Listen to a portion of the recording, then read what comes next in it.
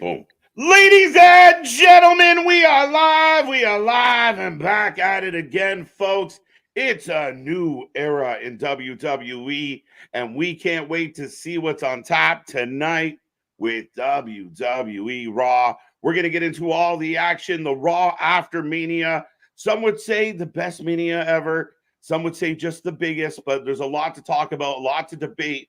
We got new champions. We got a new era, like I said, and it's going to be a fun one, folks. Get in that chat, hit like, hit subscribe, be a part of the family. Strap in, strap on, grab your snacks, grab your feel good, and welcome to the Wrestling for Life Network. Let's go.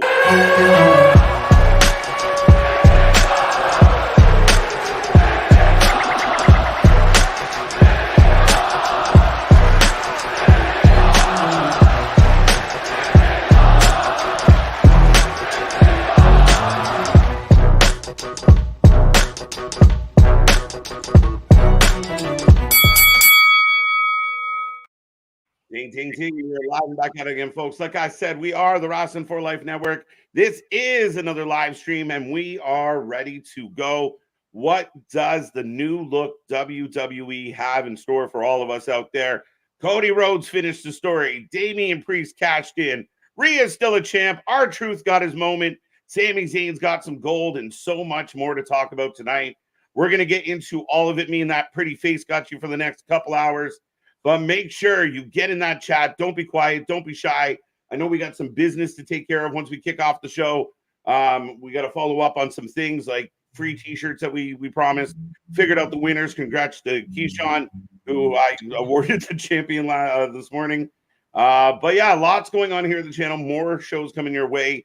But yeah, Raw after Mania. It's going to be a crazy one. We're hyped for it. We're ready to go. And I will remind you, I am Mr. Every Night KJ White, the Iron Man of YouTube, and that is Big Nick. Ladies and gentlemen, boys and girls, children of all ages, the Wrestling for Life Network proudly brings to you its YouTube tag stream champions of the world, the Every Night Delight KJ White. I'm Big Nick, and yes, last night we finished a story, and tonight we start the writing a new one. A new book. We're opening up, and we're starting on page 1, and we'll see what this looks like. We saw, over the last while, we've seen a lot of change with new visuals, new look, new graphics. Some people got new songs. The overall, production of the shows, the camera angles, the way they're approaching things, the way they're driving by in a heartbeat. There's so much new going on, and all Triple H keeps emphasizing, even in the media scrum last night, is we've only just begun. Absolutely. This is, I know a lot of people said last night was, the end of an era, and very much tonight feels like the start of a new era here. It's the dawning of a new era. This is the dawning of the age of Aquarius. I was going to sing it, but I knew if I prompted you, you would. All right, like I said, I'm a goddamn wind-up boy here. But 100% that we joked about it, we talked about it. Last night or both nights, this whole weekend of WrestleMania was fucking Avengers, Infinity War, and Endgame here. We had, the dawning of the age of Triple H here. Mm-hmm. I feel, as far as in creative control, as far as the way that this company is going to be going forward. Absolutely. It's undeniable. I mean, the energy in the building, and I listen to a lot of people talk about WrestleMania after it ended, podcasters, TikTokers, former pros, current pros, head knockers, hip hoppers, and everyone all around the world. Right, all the peeps. But I mean, the sentiment was it felt very different. And again, we started it with Paul's Hall of Fame speech, really calling out Triple H and Paul Levesque and being a Paul Levesque guy, and how the company's in a great place. Then we saw Triple H at the end of it all talk about Nick Khan's motivation and Lee being involved and all these people that have come on board, and the old era kind of dying off, Nick. And last night in particular felt like it. How many times did Vince McMahon give us a fuck finish or something we didn't want to see? And it was just like, as fans, we had to take it. We had no choice. This really felt like, no, we're going to give the fans the moments. It was, well, we've talked about it. I was going to say we've joked about it, but we've also talked about it for a while now. If it started to feel that way, it started to snowball that way a bit with, we were calling it the Papa Paul era. What's Papa Paul going to give us? And, you know, he's got Vince to fall back on and everything. WrestleMania this weekend, this whole weekend for pro wrestling, especially from the WWE side, was a definitive, declarative statement of this is what we are going forward. It was the equivalent of him saying we are NXT. It was just we are WWE. And it's so fitting that, you know, his buddy is, again, I've got another guy going racing by over to WrestleMania, Raw after Mania. But that Shawn Michaels, his buddy, who now runs at Triple H, and Shawn Michaels is running NXT, was there for what most people say was WrestleMania 14 was the definitive, defining WrestleMania that kicked off the Attitude Era. I think people are going to look back at this, at WrestleMania 40, and whether they call it the Renaissance era, the Papa Paul era, the Triple H era, the whatever, the that this is going to be that defining starting point, that launching pad. Absolutely. And I mean, a friend of ours, Big Ray, shouted us out on social. And one of his sentiments was that, you know, they actually paid things off. We waited all this time. And even if we didn't, you know, not every match was a 10 bell banger, but paying things off. They had us guessing. They had us anticipating. Even when Cody wins, we're sitting there like, there's no lower third yet. There's no lower third yet. Like, but that whole match paid decades upon decades. That felt literally like that was the end of the McMahon era, and we're now in the Helmsley Levesque era of pro wrestling, to where you had the Undertaker coming out and choke slamming The Rock. You had John Cena get involved with Solo, Roman, and The Rock because he's had matches with all of them. You had the payoff even all the way going back to the Shield and Seth Rollins saying, you know, I will be your Shield, Cody Rhodes. Right. And all of that. And you just had these multiple layers. Christ, there were even people saying that they carried off, you know, Cody Rhodes like they carried off Brett when he won the belt. Yeah, very similar. I like that moment. And again, I thought it was all well done. Everything was so well done. And then you see the media scrum after, and it's so composed and so professional. But yeah, I mean, we said this last night. I mean, if you watched night 1 and night 2 of WrestleMania this weekend, and you at the end of it were like, that really sucked, I really didn't like that, I would really question how much you truly like wrestling. Because even if it's not your favorite brand, you can't really deny the entertainment value and what they put on the table over the last 2 days. Yeah, that's not being partial in any sort of way. I think you just like to bitch instead of you actually like pro wrestling. And now, granted, I feel like pro wrestling enables some people like that, but that's neither here nor there. But yeah, what we were literally, when we were getting off of here, of you even listed off of God knows how many hours, 12 hours plus, or almost the day before and everything. And we're still out here giddy and in tears like little kids. You know, I was sitting there joking of like, so after this, you know, my mom's got Pizza Hut and we're gonna go play, you know, No Mercy on the X64 and everything like that. Yeah, it had that fucking vibe because it really struck a chord with you as if you're a pro wrestling fan. That hits you to your core. Absolutely. Felt like a kid again, grown ass men popping. We put out a bunch of little clips. If you haven't seen them yet, go check those out on your free time, guys. But of the multiple times, and there was other ones I could have used of us just, grown ass men popping for, this. I'm amazed we have voices, to be honest. Sorry. What's that? I said, I'm amazed we have voices. Oh, dude. And definitely feeling it. And for those tuning in, like we owe a huge debt of gratitude to all the people that watch these streams. We were live for over 31 hours in 4 days. We did over 23,000 views. We did over 2,200 watch hours. Like, we had an epic weekend as a channel. We're super proud of it, but we couldn't do it without the people in the chat. And what a fun weekend. What a fun way. Like you said, it was like hanging out with the friends all weekend long. We had a weekend sleepover for we do brunch with the boys, wake and bake with the boys. That was, sleepover, camping weekend with the boys out here. We went to WrestleMania camp, but we're just watching all the wrestling. All the wrestling. So that being said, tonight, not a whole lot to announce for tonight that I know of. We know that we got a new champion in Cody. Multiple new champions. Right. We got Damian Priest with maybe the second heist of the century.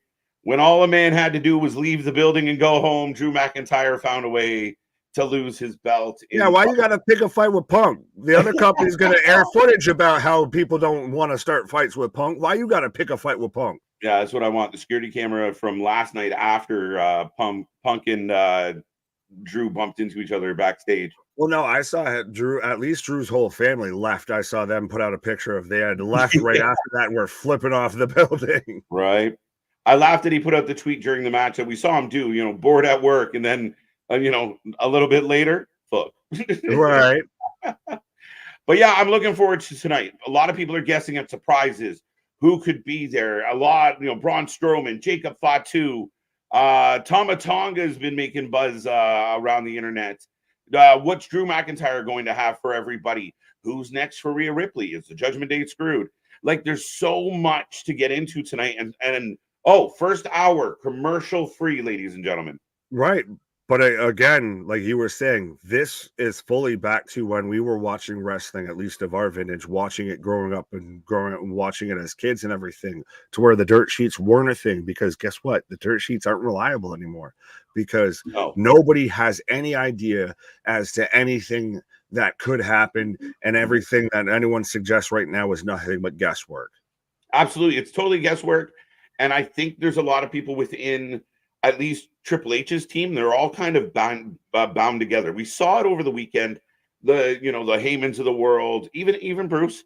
I mean, they're so kind of on this raw, we are one team kick that we've even seen where they're purposely screwing with the dirt sheets, slipping them a little thing. Oh no, But that's what we've asked for them to do. That's the best way to do this. Like I said, it goes back to literally when the most you had was, you had to make sure your mom wasn't on the phone so you could try and use some dial-up internet, and you could be like Tony Khan and get on a message board and everything to try and figure out what's going on.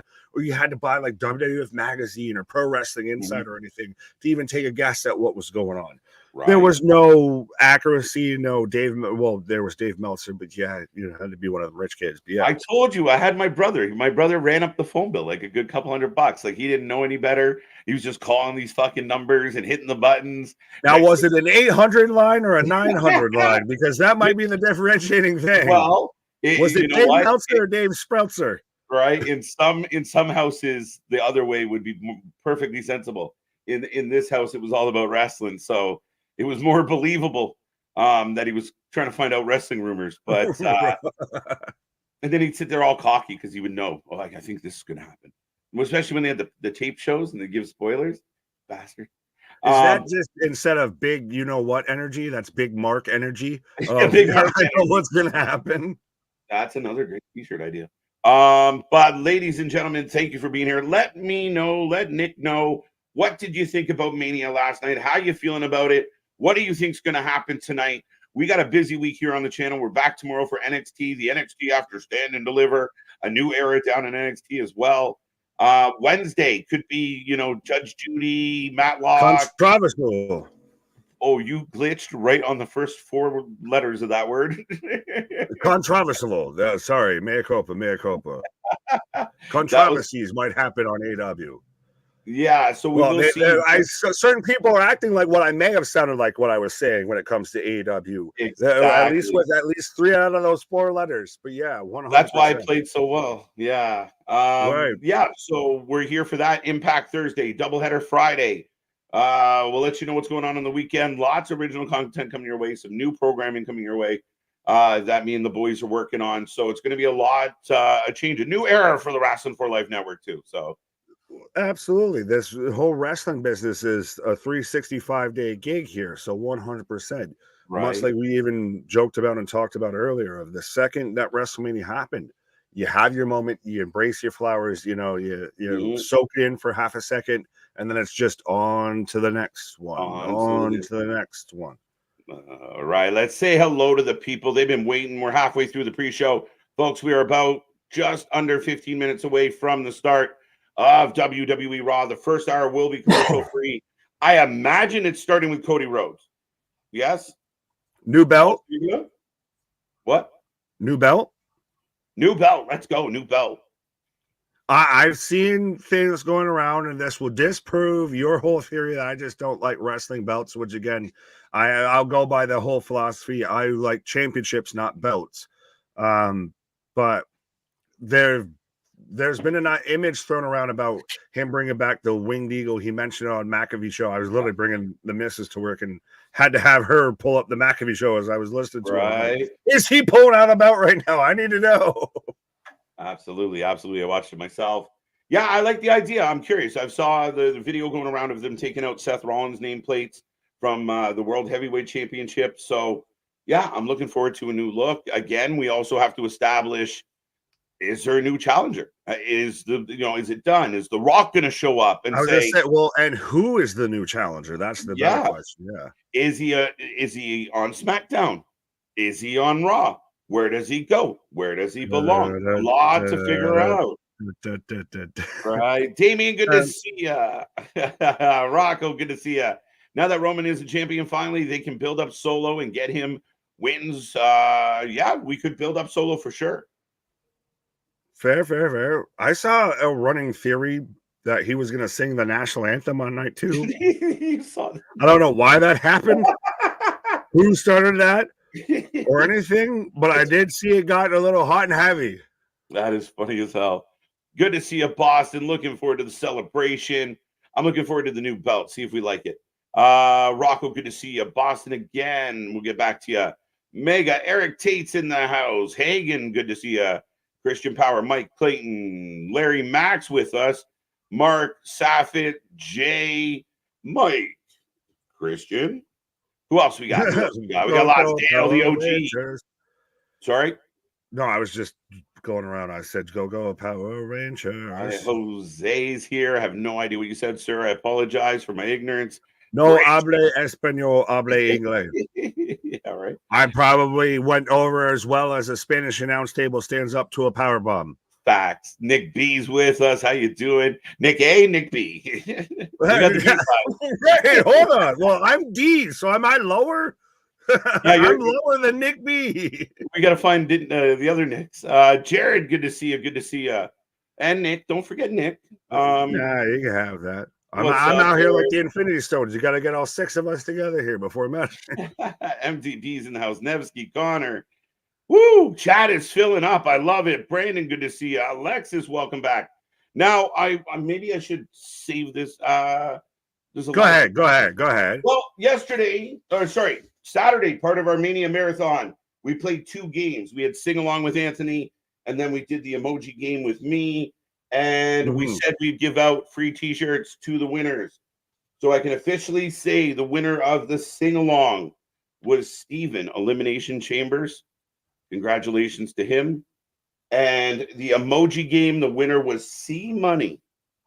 So congratulations to both of you. If you can hear my voice right now, reach out on Instagram, go to the channel page, send me a DM, and we'll coordinate how you get your swag. Right, if you can hear the soulful sounds of KJ's voice there. I was hoping. I literally waited with bated breath. Did I win a T-shirt? I was maybe a close second here. You know what? I was really. I might have had the answers to the test and still failed. Right. No, big shout out to like JV. We had LJ in the chat, was doing really well. I know MDB had a good couple rounds. So yeah, everyone kind of came out. Damien did pretty good. But yeah, congratulations. Side note, was MDB kind of like the Roman Reigns of our predictions championship, of just had the longest reign? Then some people might have questioned how much he really defended it. Well, and he just had to defend it a lot in like one night. Right. If our channel is any indication of what's really going to happen, then after this huge reign of MDB, the title went hot potato. So maybe it's not a long reign for Cody. Well, I will say shout out to Derek. MDB, speaking of the devil, and he shall appear, saying the best Nick is Jasmine Ninks. That's a different name. That's a different name. It's not Jared, what up? Sonny, what up? Boston's calling for a recount. Right. Hey. Listen, I'm not recounting. It was a pain in the ass to count it the first time. Right. Bitty bing. What up? Yeah, bitty bing bing. Welcome. Right. See Money pumped about his T-shirt. There you go. Rig, no, I won. That's all right. And MDB thought he won his title back. It didn't happen either. Exactly. This man was out here talking all that swag and all that confidence and just nah. Well, look, side note, The official. You pop for half a second. Right, Oh, we got stats, we got cheats, we got everything written out here, folks. I'm not recounting. This man's busting more brackets than I could have made a lot of jokes there, and I chose not to. I actually don't even think Boston participated, to be honest. What a shithead. Fair enough. But anyways, speaking of a participant at WrestleMania and everything, did you catch, or I mostly caught it when I saw everyone sharing it around, to where Roman was smiling. He's smiling as he's getting pinned by Cody Rhodes. Yeah, a little bit of a grin on his face. But I think, I mean, again, it's one of those moments, right? And I think in wrestling, being more of that performance side of things, when you're laying there looking up at the roof, you kind of got a grin of like, look at all the shit I accomplished, man. Like, it's bittersweet. It's the end of something, but holy shit, did I really fucking put myself on Mount Rushmore with this one? Like, it's like rounding third after a grand slam, and it is unfortunate maybe for him that now is the time, but it feels like it was the right time to do it. And there must have been a little grin, and he's happy for Cody, which sounds crazy in the moment, but no, absolutely. Oh, yeah, well, there's half a dozen layers to this whole thing of it's almost one of those when you're Roman Reigns and this is going full kayfabe and everything like that, when you're the tribal chief and you finally found somebody that can actually push you and can actually challenge you and everything. I guess a little bit much like you and I, when you find somebody that's actually that equal counterpoint and everything, you kind of can't help but at least embrace it and enjoy it and everything. Go ahead. Well, I think, and a part of that is, you put all this work into it. This is the crescendo, right? Like, this is the moment that, you've kind of built for. You want it to go off without a hitch. You want to, it's like when you see, an athlete have that perfect score, that perfect run, that's where it's like, okay, we did it. Yeah, I'm on my back and I'm looking at the lights, but we did it. We pulled it off. Listen to this fucking crowd. Well, that's literally the point I was just about to get to and everything. So I fully agree with that, of that. It really is. It was such that moment because of the reign that Roman Reigns had before that of 3+ years as a champion, the only champion, not world champion, to walk into WrestleMania and defend the title 4 different times on 4 different WrestleManias in one single reign. So absolutely, without a shadow of a doubt, there is a huge chunk of this that goes to what Roman Reigns built up that, just helped pass the torch here. That was the foundation. Now let's build this skyscraper. Yeah, no, absolutely. Absolutely. And I think it's funny because when you and I doing what we do, we're analyzing everything and we're like breaking it down. And I remember vividly saying, like, man, if you have Taker come out and you have Cena come out, and maybe that's too much, and I don't want that. Will it take away from the win? And then it all starts happening, and you turn into the kid, and you're like, it didn't even matter in the moment of like, again, where I say that if you didn't get caught up in that moment, maybe you just don't love wrestling the way you think you do. But man, all that analysis, all those predictions, they went out the window. It was just pop. Oh my God, pop. Oh my God, The Rock, pop, pop, pop. And that's all that mattered. And that's where wrestling's at its best. But even absolutely that, and it also was one of those, if you managed to interweave it, still, it very much was that, again, MCU type shit. Literally, you had the callback from when Roman got turned on with the Shield that paid off here. You have John Cena show up and he goes at Solo and he goes at Dwayne and all of that. You have The Undertaker, resolving his issues with The Undertaker or with The Rock and everything. And he's finally got that big moment. You had all of those interweaving things. And even honestly, before we got enough, but before that and after that wasn't the deciding factor in the match or anything. Like before that, they were already cooking with peanut oil. They were already, going up there towards, one of the better, if not one of the best WrestleMania matches of all time. And then you just add in layers and extra goodness and, all right, so I got an ice cream sundae. Let me add some whipped cream, some cherries, some sprinkles, all of that. That's all that was. I was like, what the hell does that mean? But I figured it out. Oh, yeah. No, you're completely right. And I think that's what I think is interesting about this whole idea of like, this is the starting point. This is the jump off of this new era. But I feel like we've been immersed in it for quite a while. So was it just the pre-show? Was this the warm-up leading in? And now what happens between now and WrestleMania 41 is going to blow our mind? Like, there's so much possibility. There's, Nick Khan's eager to work with others, other companies. Is Bo Dallas coming back and carrying on the legacy? What's happening with all the Samoans? Tama Tonga out there, yeah, Tama Tonga out there throwing out there, make sure you, hey, Bloodline, call Tama. Right. Robert Cortez here. Oh, there you go. In for some WWE. It's my birthday. Keyshawn, what a coinky dink. Happy birthday, prediction champion. Yeah, happy birthday, my guy. He finished the story. There you go. Priest is going to get a huge pop regardless. Hope he turns babyface. Do you think it's kind of set up for him to turn babyface? I thought especially if they had cost him, the cash in, was going to set up that way. I wonder if this might hold off a little while. Excuse me, because I mean, it all depends on where they go with these world titles here, because who's going to be not only Cody's next challenger, who's going to be Damien's next challenger? Does Drew go right back at him and say, I need that? Yeah. And then, you caught me on a fucking slip up here. I just won it and you screwed me over here because of fucking Phillip. So now he's got to become the baby face to go against Drew's heels. So there's nothing but questions going in tonight, whether who shows up, what angles they do, who's challenging who, any of that. Right.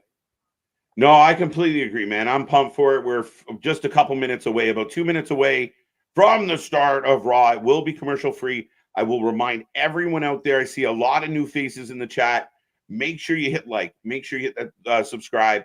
Click those little hearts. Give the algorithm some love. We are blowing up. We're just over 2 years old. We're still a baby, and we're on fire. And we don't stop. After all the coverage we had the last 4 days, we got 5 more days of it. So we ain't going nowhere. We're looking forward to all the action this week in both companies, or all three companies, or 4 companies, whatever we end up covering this week. Absolutely. I was going to say we cover 5, 6, 7, 8, 9, 10, 11 companies here. I feel at times everything, but 100%. I will also remind everybody we do have the super chats, the super stickers as well, the memberships, all of that. So you can make sure you show up, because that's what the show's about. And to make sure we get to your comment, and also that you help support the channel and everything. But especially with WrestleMania weekend, the dawning of a new era here, the Raw after Mania, which does this Raw after Mania out, do last year's Raw after Mania? It has to. Last year's Raw after Mania was a fucking it ended with Brock Lesnar showing birds, and they weren't partridges. It wasn't good. The show itself was flat. It all built to that Cody Lesnar moment that a lot of people scratched their head about. I know I defended it from many because it's Brock goddamn Lesnar. Right. But at the end of the day, I don't think the bar's that high, and I'm getting the warning coming up now. So I'm about to start, sir. I missed night 1 for a good reason. She said yes. Brother Fluff, is that true? Let's go. Congrats, sir. I was trying to make the fireworks come up. Oh, I thought I was confused as to what you're doing. I was like, make sure you finish the story, my guy. I got now on my screen right now, sir. I have Dick Wolf. Forever. No, I actually have forever. I refreshed. I have forever. What the fuck? Okay. See, it's a new era. I'm ahead of you instead of you ahead of me. Let me know when you get the WWE logo just after together. I got the WWE logo now. Okay. Yeah, we got the Marvel, the wrestling cinematic universe going on right now. How does everyone feel about the new opening? I love it. I love it. Starting with the game, Triple H, ladies and gentlemen. Let's go. Be a friend, tell a friend. Let's get this chat to 3 digits. Right. And I feel like you kind of needed to do this of you start off, and it's interesting. You started off night 1 with Triple H. You started off night 2 with Stephanie, who allegedly is back with the company and back involved in WWE. Triple H said her home. Right. And now you've got to start this off. This is literally night one, phase one. I've said this before we went live. Triple H is the goddamn Josh Whedon right now with pro wrestling out here. Yeah. He's taken over, and it's been a fun evolution, pun intended. Now, am I the only one that when he comes out to give one of these speeches, I still in my head hear him go, "We are NXT" every time? Am I the A only one bit. that's Yeah, I was but waiting see, for it the he's other night. grown up. He's graduated. He's moved on and moved up. He's moving on up to the east side out there in Right. Connecticut, to where it's now instead of it's we are NXT, we are WWE. All right. What's this about? We're going to find out, artists. We're going to find out as Triple H kicking off Raw, commercial free. And ladies and gentlemen, if you can't tell, we're excited. We're ready to go. Really want to see what this show has for us. I'm just, again, I've never been excited more to watch wrestling than I have when I was goddamn 13 years old, you know, just starting to figure out which side of the playpen smelled the worst and everything like that. So, you know, get involved in the pro wrestling and all that. I hate the set too small. Triple H talked about this, and maybe we'll come back to that, Mega, but he said it's on purpose. He'd rather have more people than state-of-the-art screens. He'd rather have more people in the building than big old stages. He'll shrink the stage anytime to get more people in, and you got to appreciate that. I know we like the stages, but I don't mind the little tunnel ones that they come up with. Yeah. Well, it's a little bit of that crossover of even that was the golden age of WWE, remind you. Right. But shout out MDB for becoming a member for 2 months. I will finish my story, get the knee pads. Notice how he completely ignored Boston.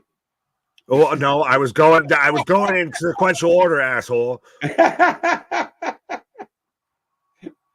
on, that's not nice, boss. Don't take that shit from him. Fight back. Tony Khan is Joel Schumacher. Welcome back, JB. I was going to say a name, and I'll choose not to. Thank you, Hunter Chance. Explode in Philadelphia. Standing ovation. Thank you, Hunter Chance. When was the last time the fan base was this jazzed about what we would just receive? We went through how many years, my guy, to where this shit was halfway insufferable? Right? Here's the thing. I came out here to thank all of you. Oh, I love you. Yeah, fans saying thank you, Hunter. Hunter thanking them right back.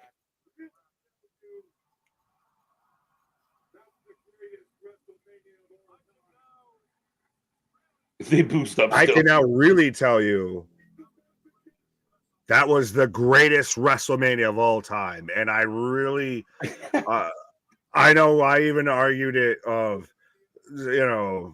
17's been always the the litmus test, the standard bearer here, and I think that's really, if not 1A to 1B, it might have surpassed it. Yeah, no, I mean it will be in that conversation. Depends on whatever your biases are a little bit, but it's in the conversation of best ever.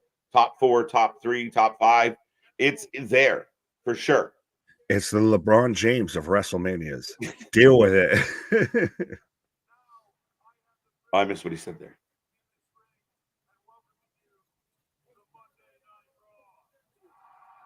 Triple H saying he has the privilege of standing in this ring and welcome us to Monday Night Raw. Right? You can tell the man has daughters if you look at his wrist. Trust me. Right? Like, spoiler alert.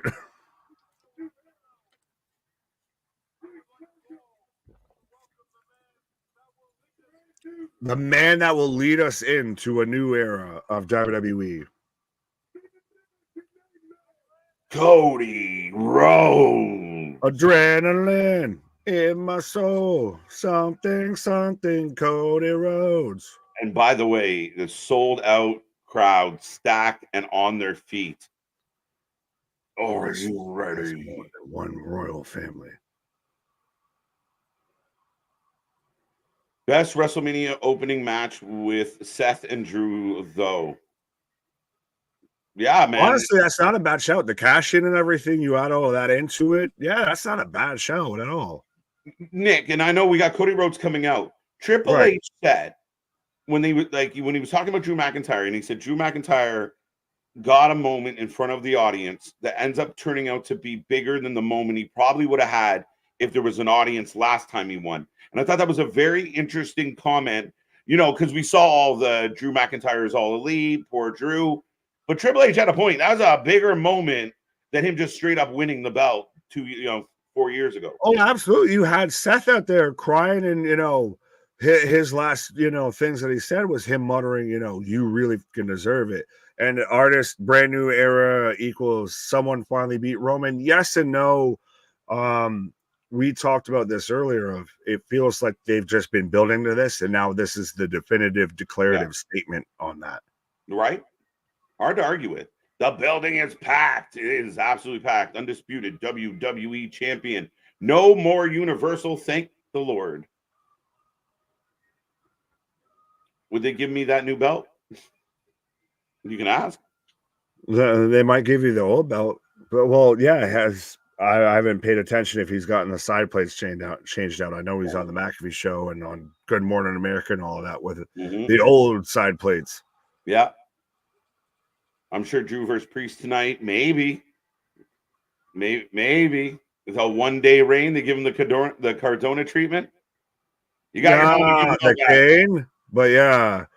Did you see the thing going around to where they were showing him Cody next, Stardust slash into where he is now, and it went from undesirable to unavoidable type shit.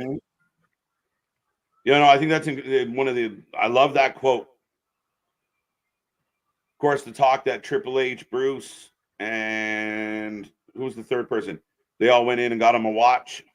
Oh, well, yeah, I think it might have been Nick Khan. Yeah, but Bruce was the one that was going hard in the paint of he's a Rolex guy.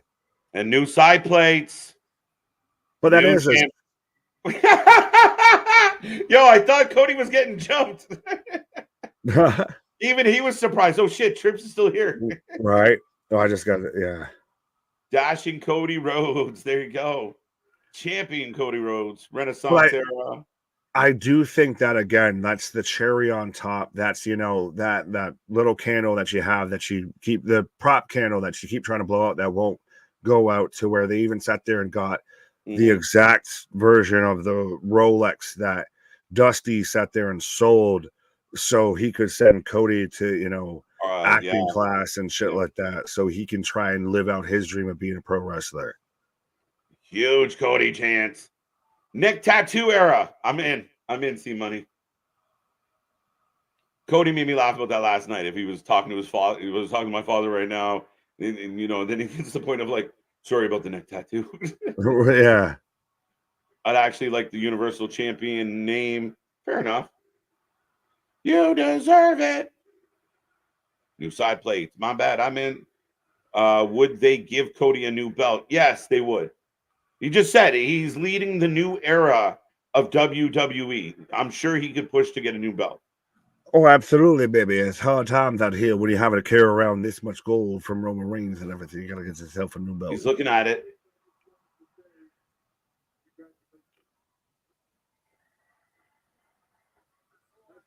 Nice plates on Cody's belt. Hunter saying, before I leave, I want to say congratulations.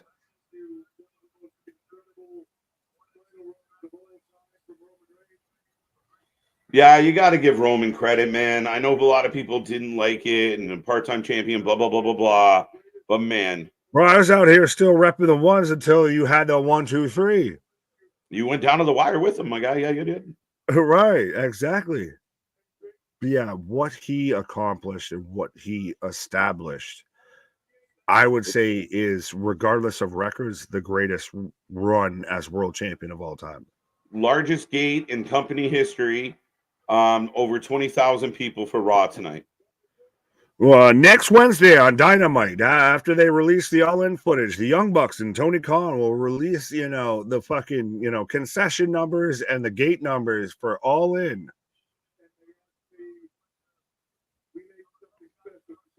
Oh, we made something special for Cody. Are we getting a new belt? We're getting a new belt. We're getting a new belt. I'm going to just keep saying it until it happens. We're getting a new belt. Mm-hmm. By the way, I saw someone in the chat say, free Ricky Starks. Ricky was pumped last night. Bro, I thought he was going to jump out the goddamn little fucking suite he was in. He was going to go full Jason Kelsey out there. Just,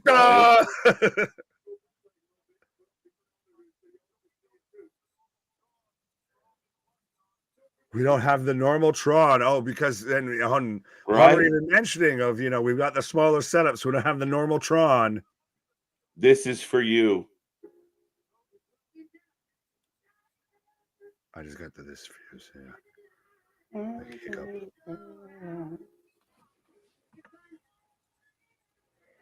This all is right. We're getting. And I'll rise up. I'll sing the song since we can't have it going because of copyrights. So we are getting a package for Cody Rhodes, his journey becoming the champion. Can I say this though? We don't still get this moment if Cody doesn't leave and go to AEW. Like, AEW does have a 100% an aspect in this. You got to walk your path. You got to walk your path, and right. That's why I love to hold on to the idea that everything happens for a reason: the bad, the good, in between. And not to get wax poetic here with everybody, but it literally, this is a perfect example of it. This guy had some dark days. He was down and out, didn't know what to do with himself. He had this dream within him that he thought he was never going to accomplish, and here we are. And look at the homage. How could he not be emotional? It's going to make me emotional. I feel like the cry. You're going to cry, and then I'm going to cry, and then we're all going to cry. Well, MDB is saying WWE said video package over new title. Yeah, well, we could get both. Both is a thing. Yeah, maybe not right away. We'll see. What's up, Luigi? Yeah, what up? Jin freaking Ping back in the house. Sherry, good to see you. Good to see you. Whoo. It's always the song and everything. It could be the same visuals, but you sit there and throw this in, it's a whole different vibe. Right.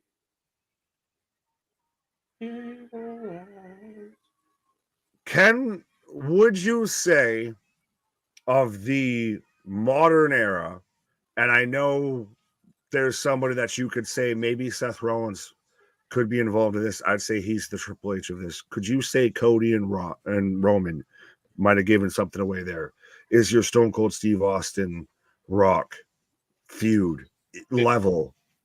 Yeah, I mean, in a way, and it will all depend on what happens now in the future. Right. But, I mean, you're going to have those moments. I mean, it could be Seth two Mania main events back to back. Right. But Seth and Cody could put a stamp on their rivalry, their history by all time, when all said and done.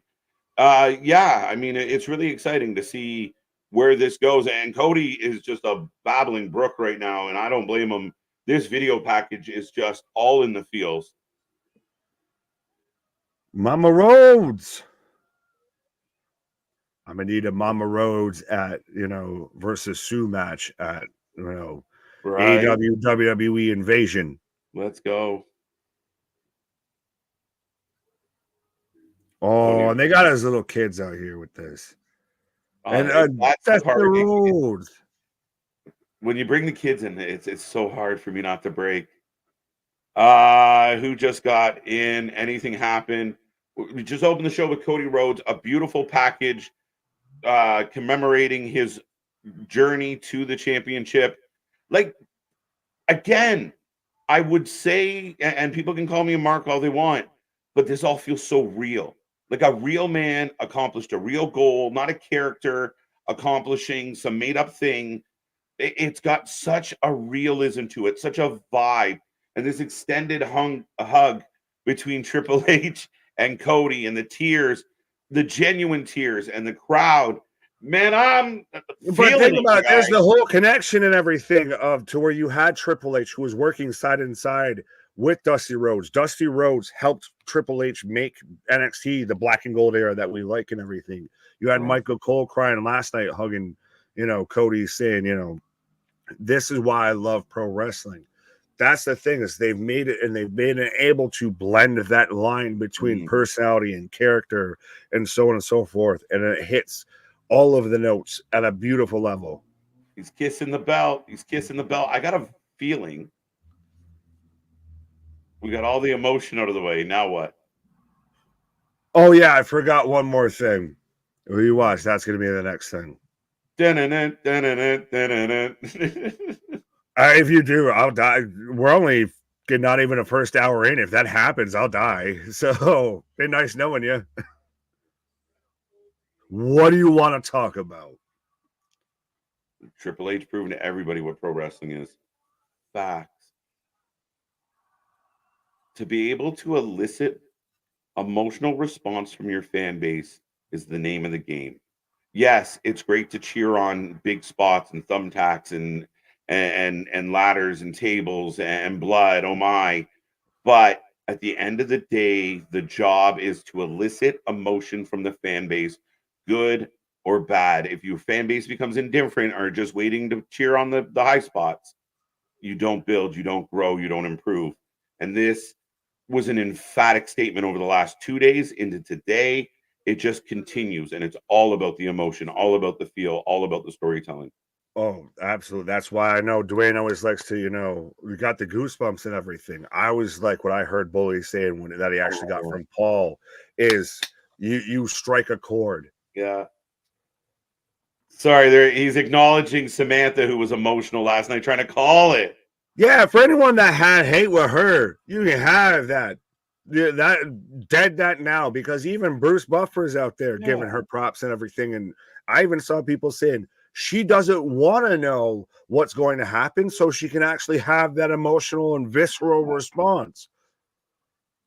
You had Michael Cole in tears. You had had us in tears because you're talking about. Right. We don't even work there. This is crazy, dude. Like, I've literally got pins and needles. Like, it's fucked. But that's the thing. That's what makes this great, is it's you don't know what's going to happen next. Right. It's the same thing, whether this was pro wrestling, whether this was your favorite TV show, favorite talk show, favorite movie, what have you. You don't know what's going to happen next. So you're waiting on the edge of your goddamn seat. DK, take KJ's words of advice. Please, DK. Please. Help you, TK. We're your only hope. Nah, those tears are he's feeling this, guys, because you got to remember, it's his profession, and people want to use the F word all the time. But again, it's still his job. He still is now the lead of this company, whether, the matches are predetermined or not. He is the guy, and that was a dream of his, and he accomplished that dream. The emotion is real. Again, did you not feel the same emotion when Tony Stark sat there and pulled off all the Infinity Stones from Thanos and sat there and said, "I am Iron Man," and shit like that? Again, it's the same shit. So if you can love one, you can love the other. Fact. Hope she has some holes. Yeah, no shit. Samantha Irvin effing goosebumps. Unreal. Seeing her cry when she announced that, it just, it's everything. It's just, it sums everything up into a moment. Funny, the Cody crybabies are not crying anymore. Well, no, it's not funny. They're not. They have nothing to cry about other than happy tears.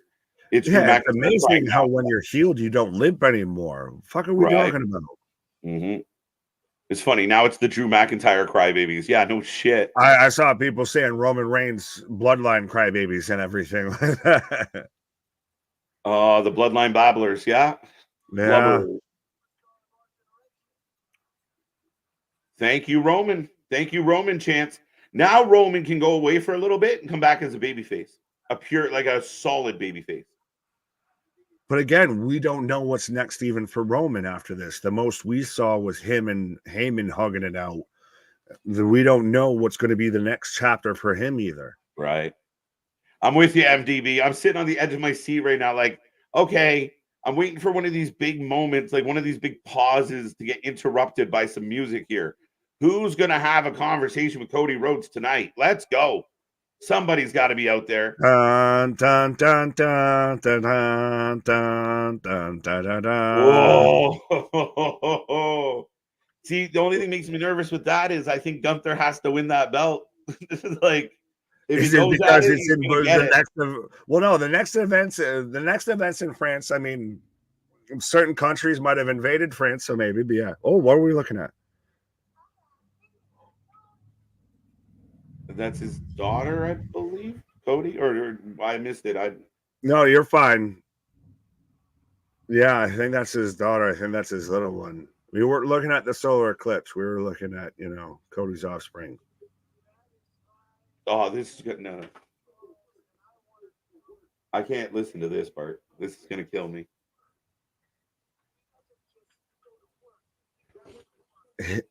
Yeah, that one. He doesn't just go to work. He goes to work in the main event. I even heard him on McAfee's show today of talking with Brandy of, would I be satisfied once I win that belt and that's it, I'm fulfilled and everything. Yeah. And she's like, no, because you'd always want more. Yeah. Amen. Whew. That's a fucking great line. Now I'm in a predicament. I've always stood in the line, and now the line is for me. Uh-huh. And gives us a little Paul Heyman touch.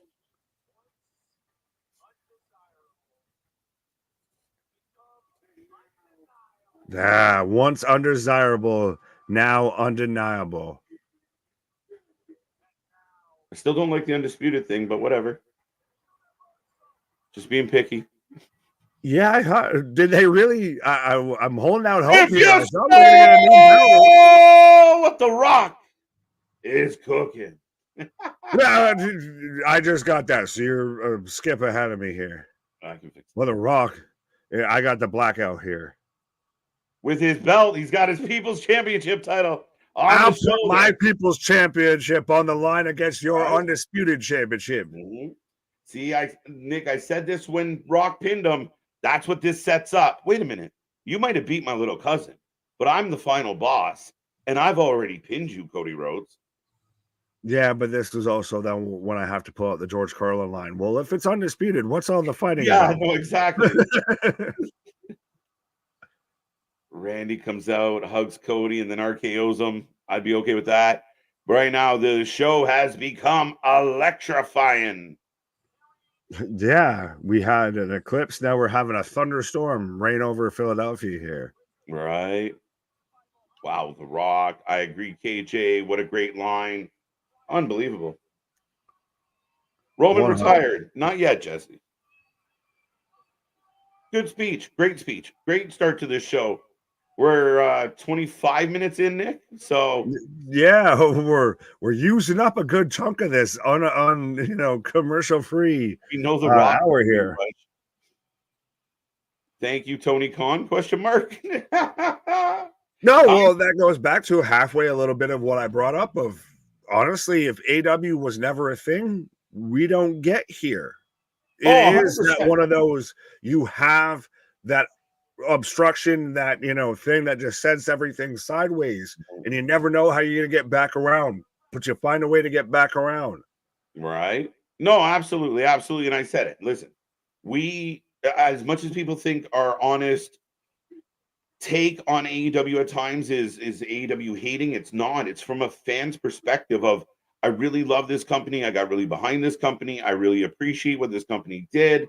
But man, am I really struggling to support it. And man, am I really struggling to enjoy it over the last little while. And we see the flaws, and we're really hoping as fans it gets fixed. Takes nothing away from Tony. But I said it last night, Nick. There must have been somewhere on the planet that Tony Khan was sitting in on his perch, watching CM Punk and Cody Rhodes standing in the middle of the ring at the main event of WrestleMania and feeling like, fuck my life. Yeah, but you have one company, respectfully, and I know they've got, an X amount of year advantage and, everything, but you have one company that's now exceeding and starting a whole new era that everyone is completely excited about. And you have the other one that looks like a, bitter, jaded ex-lover. Yeah, like they're making mistakes, and I know you throw those fingers up all the time and spell out WCW, and that's what some of this stuff starting to feel like. It's like you're losing the battle, and now you're just like when you run out of the bullets and you throw the gun, like that's what it feels like. Right? Yeah, literally. Yeah, but see, then we talked about it, and I'll say this will be the last thing I say of it. At times Tony has the bad habit of doing this. What are you doing? I'm kicking my own ass. Yeah. Boo-ah, boo-ah. I was saying boo-ah. The People's Champ is the new for the FTW. Fuck the world belt, useless. Yeah, no, this is strictly ego. This is strictly The Rock being an asshole. It's And the it's looking 3D worse. print. It's the 3D print version of the Brahma Bull belt. Is all it is. When he had that world belt and everything, they just stamped a giant freaking Brahma Bull on it. They're chanting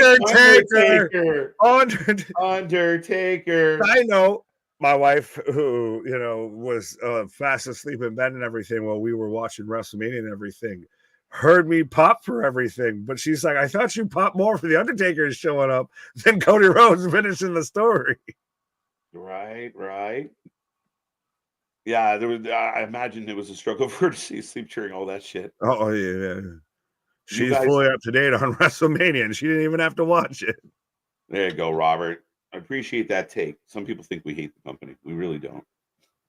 Yeah, well, no, that's how you know you're doing good, when people think you're shilling for the other company. The People's Whole. ASSHOLE. Rocky sucks.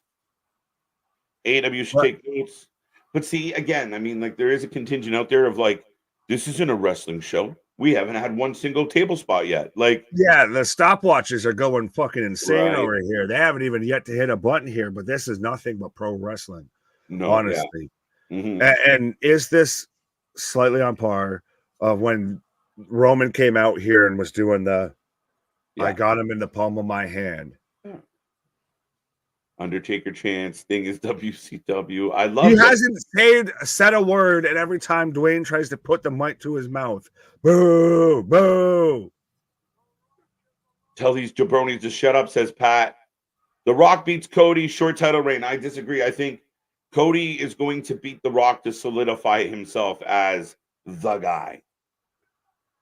Right. Well, could go all the way around. Yeah, I do. Yeah, listen. They've done enough here that this is Cody Rhodes' reign. Yeah. Mm-hmm. Yeah, again, could I be wrong? Yes. But it's again, that's what they've opened these doors of. Anything's possible. But just Dom heat. Stop stealing Dom's heat. Rock took Dom's heat. They're literally having to censor this thing more than Dwayne does. I can't wait to see that go to more. The audience booing Dwayne or Dwayne. That's amazing. Wait for that to be circulating. The Rock steals Dom's heat. That needs to be a t-shirt today. The final booze. The final booze. You got a star for that, Larry.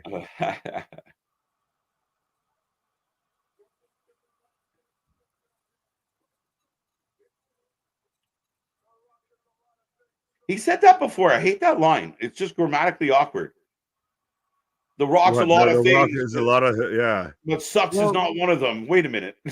He's got to say a lot of things, and sometimes you might have to have them written on his wrist and everything. I don't want to be picky, The Rock, but that's not a noun. You put the wrong emphasis on the wrong syllable. Come on now. Also, I love how it's. What are they pinning now? Sorry. You got to give all the flowers in the world to Tommy. He's, again, maybe not the 5-star wrestler of fucking PWI, but the man gets all the marks for me for what he's accomplished. Oh, absolutely. But oh man, this guy's we're gonna kill the full hour with this. Come on, Rock. Literally, he hasn't spoken outside of just The Rock doesn't suck. I'm gonna go through the Thunderbolt Patterson fucking fit all over again. I mean, shit. Then we don't discriminate here.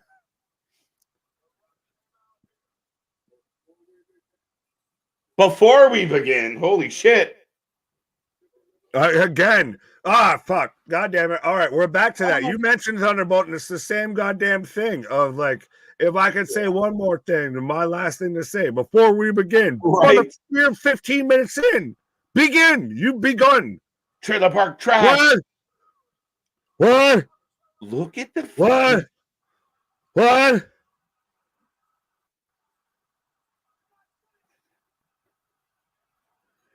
This is the attitude era fully back here, my guy. All we're missing is 80 million signs out here. Yeah. Angry Bird final boss. I dig it. What? No, I don't know what The Rock just said because they bleeped the bejesus out of it. Rock, cut a promo where you don't swear so we can hear it. He almost screwed up the Undertaker spot last night by cursing. I remember I was rewatching the clips we put out and everything. Like I think we both even said it. I don't know if I'm gonna be able to hear shit because this man keeps swearing. Another gathering of Trailer Park Trash. I did catch that part. Q Jacob fought 2 in about 3 minutes. Did somebody say 3 minutes? Him and Tama? But could that be the Rock's got his new bloodline? Shut up. He hasn't started. Cody raises the belt and the crowd goes bananas. Again, got him in the palm of his hand. This is just epic on levels. And up goes the bull belt. Right?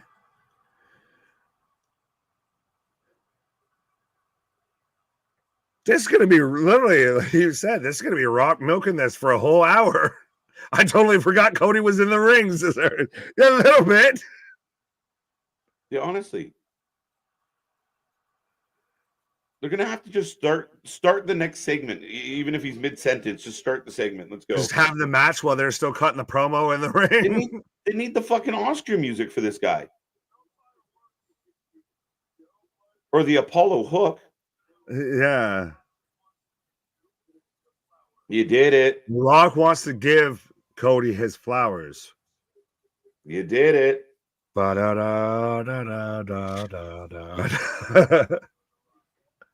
Rock is perfecting ring psychology about now. Oh, like Nick said, eating out of the palm. They got the crowd eating out of the palm of their hands. They could do this for 3 hours. Like it's ridiculous, and it's amazing in a phenomenal way, guys. Promo forever, clap, clap, clap, clap, clap. The first ever promo forever chant. Yeah, but it's 100% one of those of hey. No one's had to do is take a bump off a fucking ladder or, get hit with a chair or any shit like that or anything, or had to hit 10 super kicks. But they've still got everyone more excited than anything we see on other shows. Fact. Thunder Rock Johnson. That sounds like a porn name. Yeah, here. And the thunder roll. And the lightning strike. Dun, dun, dun. Another promo rolls on a sleepless night. Dun, dun, dun. Can Cody hit him in the back of the head with the belt? Yeah. Oh, like you mean just to shut him up? Well, the Rock's out here mentioning your daddy in heaven. Like, is that supposed to be an insult or Dusty chance? Well, it's the psychology. He's trying to touch the emotional buttons. Is Rampage on yet? Well, I was gonna say. So then, does Cody just come back? Well, what about your daddy in heaven? Like, this is Christian written all over it. My dead daddy, my dead daddy. Right, I'm with you, Chair.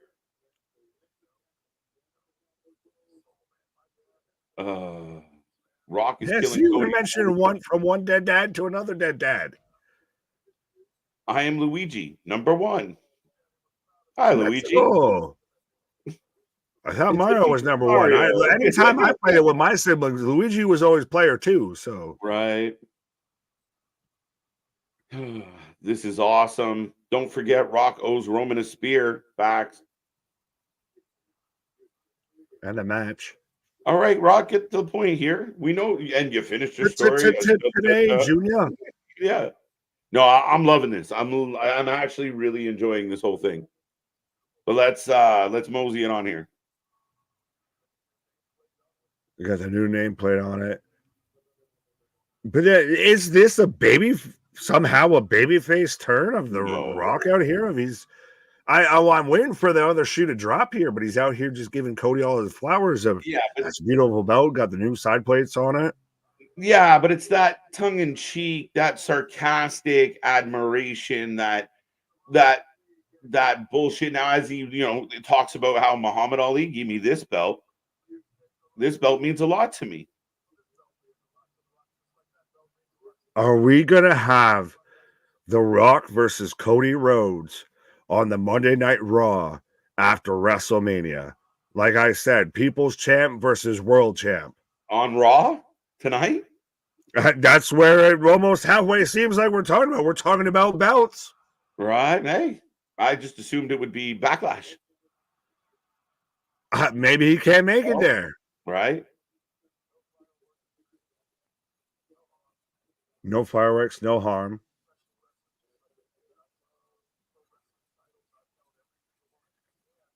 This is The Rock's got to get himself over because he's going to introduce a new belt. Because I grew up in pro wrestling just like you did. Rock's fan of titles just like you are.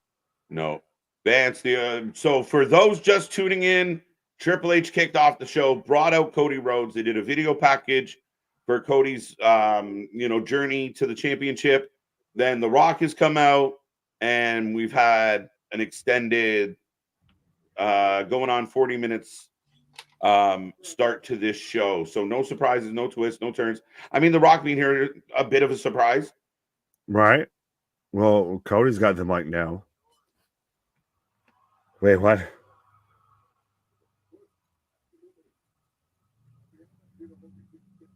Can I hold this belt? Wait, what's up? No way Rock wrestles tonight. No way. Rock is smooth. Oh, dude, it's insane. Wait, what? What? Oh, are they trading belts right now? What the fuck is going on? Oh, he wants to hold it. You can touch mine. Trading. You can touch mine if I can touch yours, apparently is happening right now. Well, use that phrase responsibly, folks. What is that? Like, it's wonderful. This is awkward. The crowd is this is awkward and booing. Yeah, they're literally, this is awkward. This is awkward. This is up there with Charlotte and Becky, exchanging belts here. I'll toss it over there so you can get it.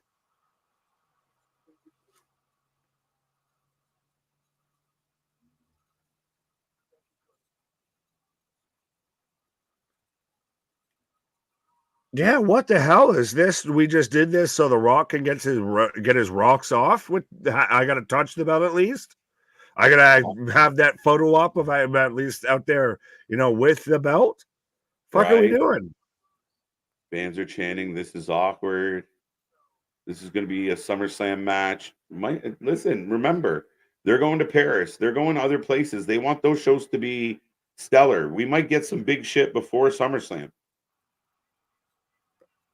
I'll take something before we get there because I'm starting to wane on if this is, worth the price of admission. It was cooking, and it went a little too long. They're starting to burn it. That's why he was always asking if you could smell what The Rock was cooking because he was always burning shit. Yeah. He let it on the stove too long. Yeah, and everything. The food is done before that particular alarm goes off. Exactly. That's not the timer. That's the smoke alarm. Goodbye chance now for The Rock. Nah. Yeah, it really is wandering into the what the fuck territory for sure. The Rock is going to go away. No.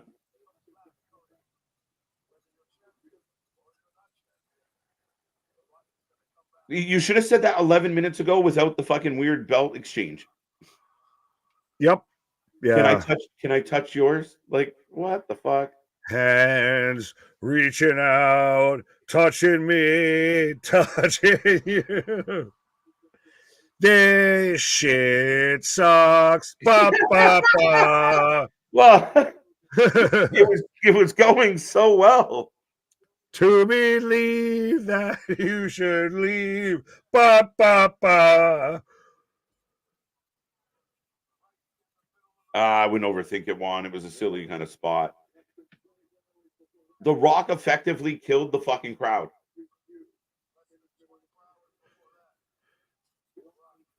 Well, since cheers left him, Rock's found a new place to go. Now It's it is down at turning- the end of catering drive at Backstage Hotel. Yeah. There's the challenge. Get to the fucking point. This isn't Twitter. We have a live audience, Dwayne.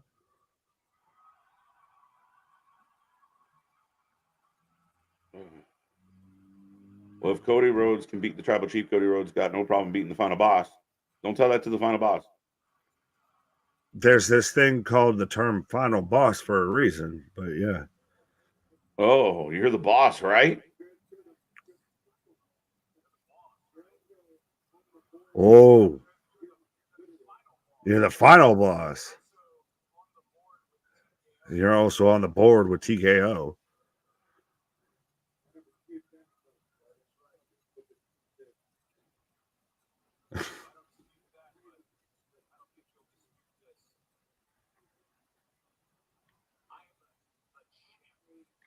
I don't think you'll dispute this. I'm the champion. Right. Everybody that just sat there and said Cody looks weak in this, he just said, "Nah, let me bring this shit right back." Right.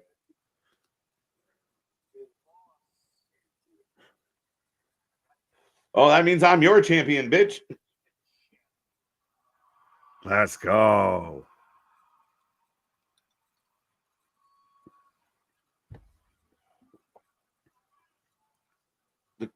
The Rock killed the crowd.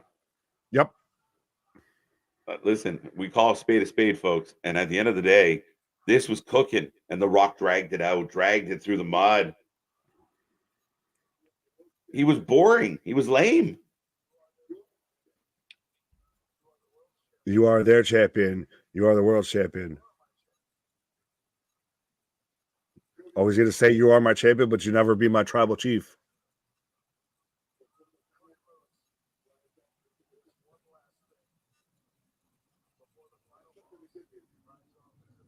Before the one last thing, before the final boss rides into the sunset, you should have done that fucking 5 minutes ago. Hit the dusty trail. He's doing the Thunderbolt thing of like, okay, I don't want to keep talking, but I'm going to keep talking. Literally. What's in his hand? This is what you're doing. This is what I want you to do. Like Mark, you are my sunshine. I was thinking that. You are my champion, my only champion. What is he playing fucking pinocchles with this fucker? What are we doing out here? I told you it's hands, touching hands, reaching out. The crowd seems pretty loud to me. They've quieted out. Break my heart again? If you smell what the Rock, what would you put in his hand? If you smell what the final boss is cooking, don't you ever break my heart again. If you smell what the final boss is cooking, is what The Rock said. What? Curtis, I love this. Thanks, KJ and Nick. You both make wrestling exciting and fun for everyone. Curtis, we appreciate that, man. We try. A couple knuckleheads just talking wrestling. Right. What's in his hand? I don't know. What's in the box? What's in the box? Fuck. All right. So we've got a hill to overcome here now, because you had all of the momentum. You had everybody excited. Cody Rhodes, you had everybody in their fields. You had people out here, crying and blubbering like babies. And then The Rock just said, let me slow that down. Let me slow that way down. As we get the Judgment Day coming in, but you're right. Like, I mean, you know what? I mean, 35 minutes of that was great. there was an additional about 12 minutes or 8 minutes or whatever the fuck it was that we probably could have done without. Like, it was the cadence of it all was very slow. I didn't get can I touch your belt? The thing, like, they could have done without that. Again, I didn't mind 35 minutes of that. It just was too long and too, like, The Rock was trying to make it something, and it didn't work. I like this from Lady B. Yes, release the hounds 100%. Absolutely. We had 45 minutes. We have an hour of commercial free, and we took up 45, almost 50 minutes of this. With that, the Spanish snaps table is a regular the thing. Spaniards are back. No one expects the Spanish table Inquisition. And here comes Shinsuke Nakamura. I enjoyed it. Like, overall, I enjoy it. Don't get me wrong, but I feel like The Rock took a little bit out of that building by the end. Yeah. Well, yeah, that was just. I'm leaving. I'm going. But before I go. Fucking go.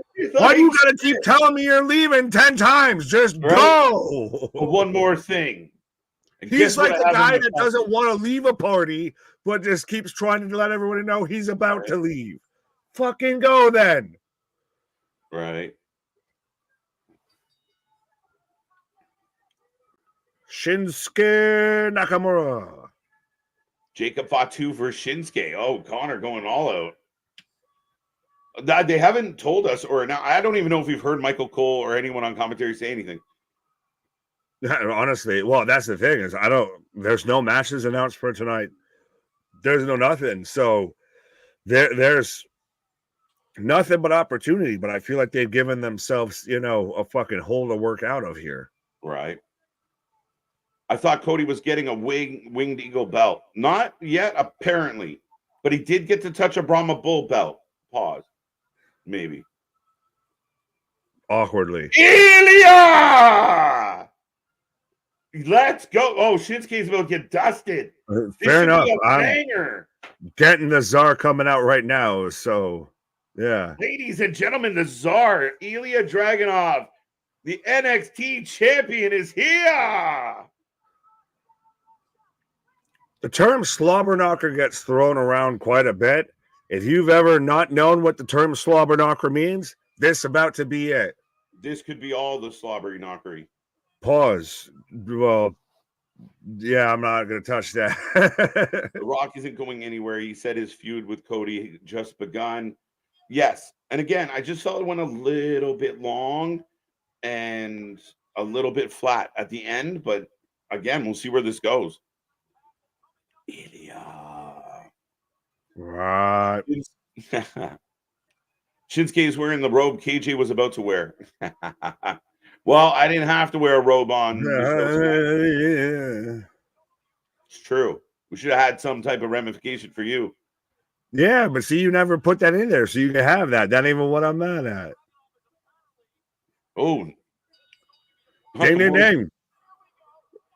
All right, ladies and gentlemen. If you're new here, we take a prediction on every single match. Who do you got, Shinsuke or Ilia, who is up on Raw as a surprise? Let's go. Does this tell you he's going to drop that belt sooner rather than later to whoop that Trick? Yeah, that's Trick's belt. He's just keeping it shiny. Hey, but do I dare say that this is a dream match?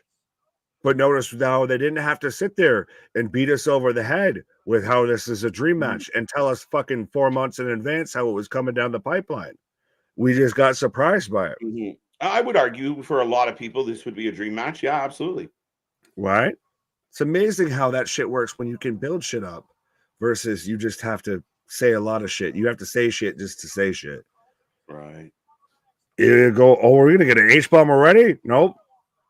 Knee off the middle rope here. I'm glad Cody won. He deserves a championship. Got Ilia for the win. This match is going to be hard hitting. Yes, absolutely. I'm pumped. Mad Dragon wins. The Dragon has arrived. As we're getting belly to back suplexes right now here. Now, do we call them German suplexes or do we call them Russian suplexes because of who's hitting them? That's fair. I think they call them German no matter who hits them. We'll just go. Well, no, we'll just go like the Beatles back in the USSR. I always listen to Nakamura's theme on a daily. There you go. Good pump up jam. As we're getting an aerial view of the ring. Right. Ilia Dragonov for the win. WWE draft April 26th and 29th. Alexis, is that confirmed? It seems too soon, but man, that'd be cool. Right. Well, there are some things you might need to address here, and there might be some things resolved by there. Oh, backdrop, nobody home. Yeah, they didn't quite mention like where Cody's gonna run. Like, is Cody a member of SmackDown where Roman was hanging out? What's happening? Oh, the slide out. Woo. Cody said his mama would whoop Rock's mom. Yeah, I saw that today. That made me laugh. Right. I like this. WWE had to get the rocks off before the NCAA tip off. Well, it's provocative. No one knows what it means, but it gets the people going. There you go. Zoe Stark needs a match at WWE RAW next week. Why? Should be fine. She don't need. What if she has one this week? We don't know. No, next week, Nick. Come on now. Right, but again, so are you gonna? She doesn't need one that next week if she gets one this week. Ooh, big kick to the back of the head, almost a Kinshasa. Right. First Raw match of the new era has the NXT champion in it. Very telling, and one of the greatest NXT champions of all time taking him on. So facts. I was gonna say 2 former NXT champions going at it here, but yeah, that's 100%. It's heart to the tail of Kevin and the championship he held so dear. We got big chop to the chest. Oh, there we go. There we go. Let's see. Triple H reveals 2024 draft will take place on last year's draft started on April 28th and ended on May 1st. Why are you telling me what last year's did? Because they don't know what this year's going to do. Apparently, it's out there. So powerbomb from Ilia. An H-bomb! It's a good thing Nakamura wears a fucking mouth guard in all of his matches because I think that man's fucking, front molars just got pushed to the ring mat. And there's the win. Ilia taking out Shinsuke. Wow. Yes, it's confirmed. Looking forward to the draft. Shinsuke did not win. Came out of Cole's mouth. Thank you, Alexis. I missed that. So, yeah, just when we thought, hey, we'll take a little chill time, we got more to do. Let's go. Right. And Nick and I always have fun with the draft, so it gets heated around here. Cody Rhodes versus The Rock, a biggest rivalry. It's a big one. I like when we do the draft stuff because we actually get to, put on the GM cap and everything of like, how would I build my show? I've said it before and I'll say it again. WrestleMania is like a day after Christmas. What kind of leftovers are we gonna have? I feel like it's going to like when you have 2 Christmases, like when you got to go from one house and then there's another one. That's what the Raw after has like. Is like, what treats are we going to get at the next place? Well, no, I can see the comparable. I could actually mold both of them. If you have 2 Christmases, then you just get leftovers from both houses. So how can I Frankenstein this shit to work? Right. 1-0. That was killer. 1-0. 1-0. What? Nakamura's contract must be ending. Don't be silly. It was a good match. Just because they lose the match doesn't mean they're going to lose their job. No, and they're fine again. Facts. When's the draft? Apparently, it's at the end of April here. Right. As we're getting the replay of the cash-in from yesterday to where even Punk's pulling off the brace and, throwing the bows and blowing a kiss. It's one of those of like, Drew, you just won. Why are you fucking with Punk? Don't fuck with Punk. Just walk off. You had your moment. Right. Stop being a troll. And then Punk puts out on Instagram the switch up with Drew being buried and him smiling for the fucking selfie.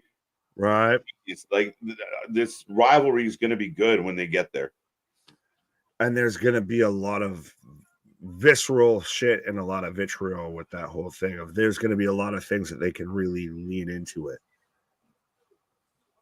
Ooh, unhappy Drew. Unhappy Drew.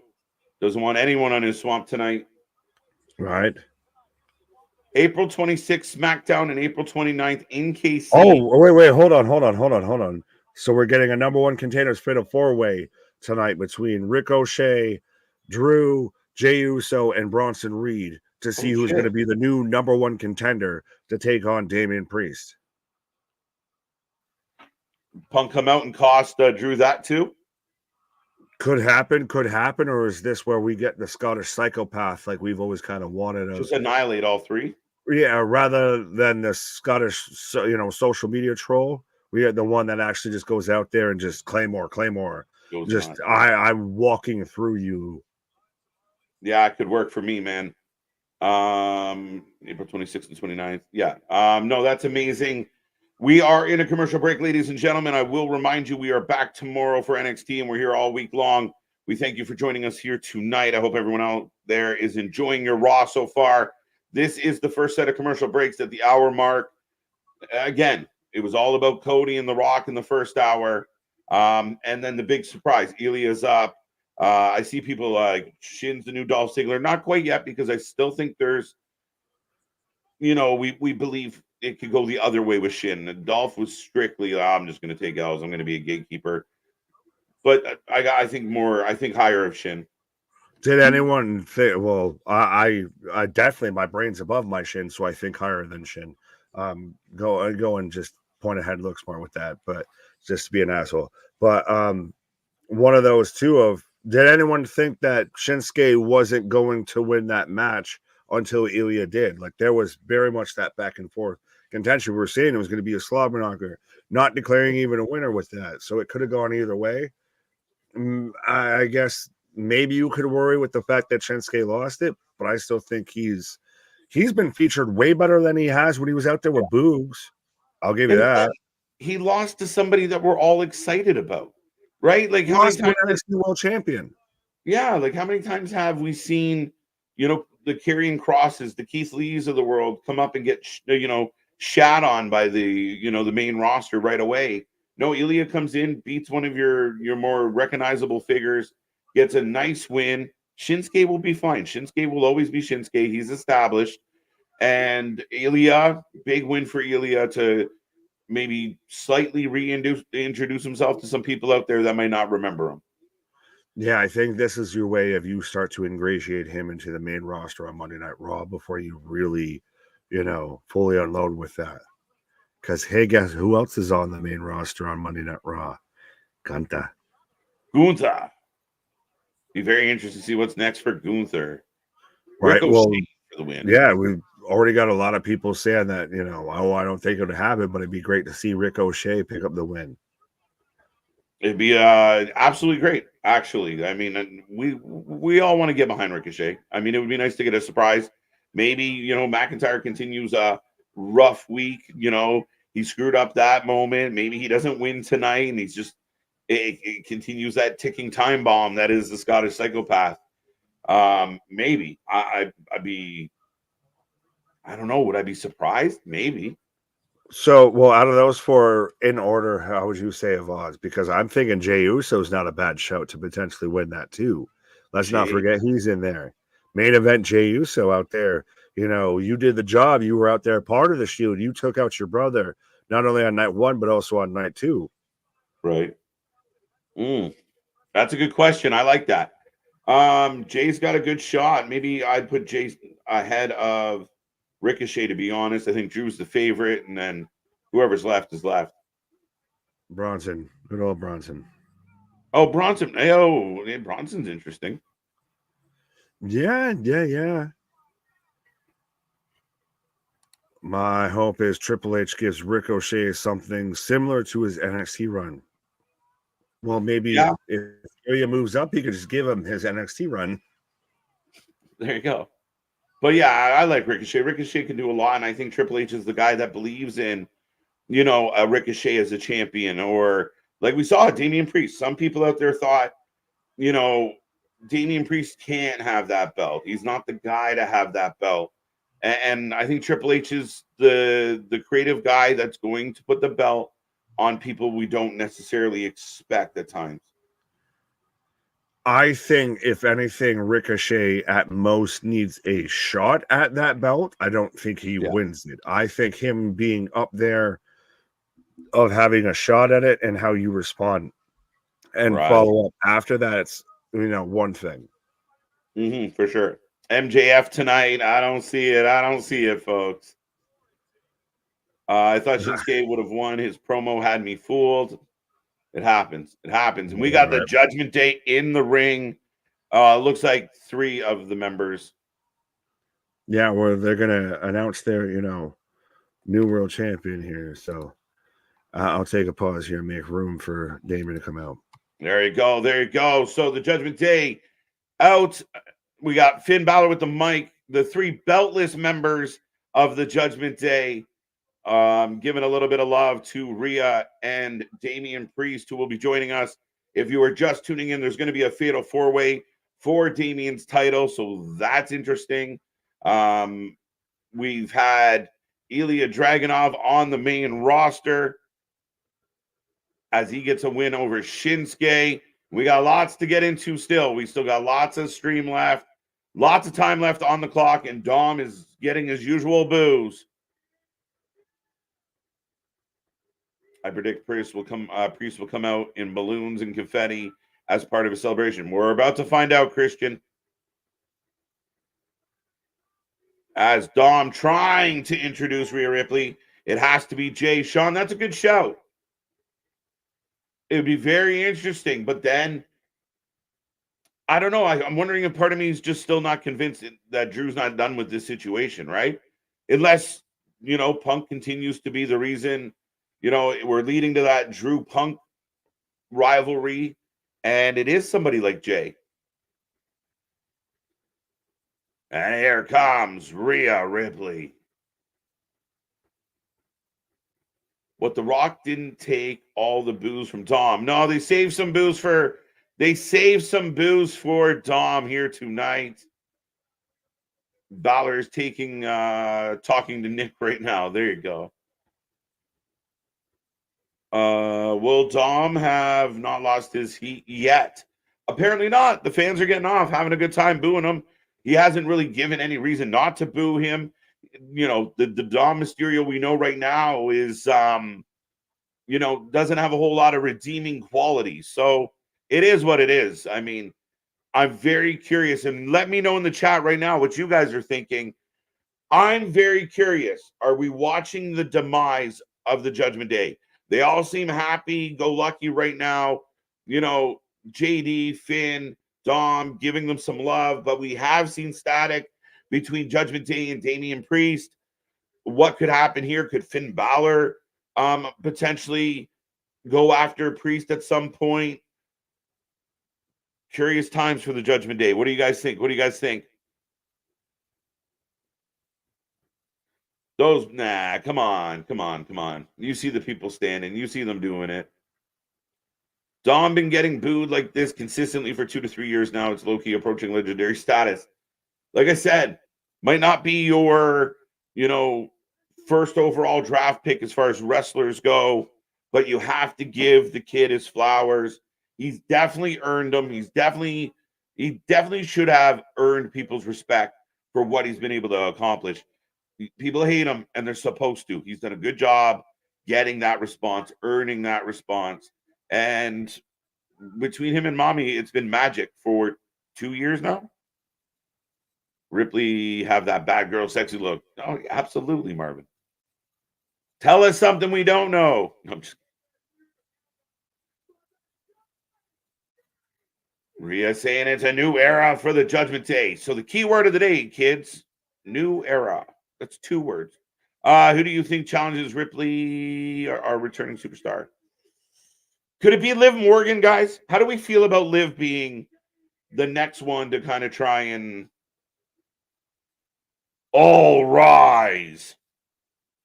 Damien got something going here. Where's that arrow going?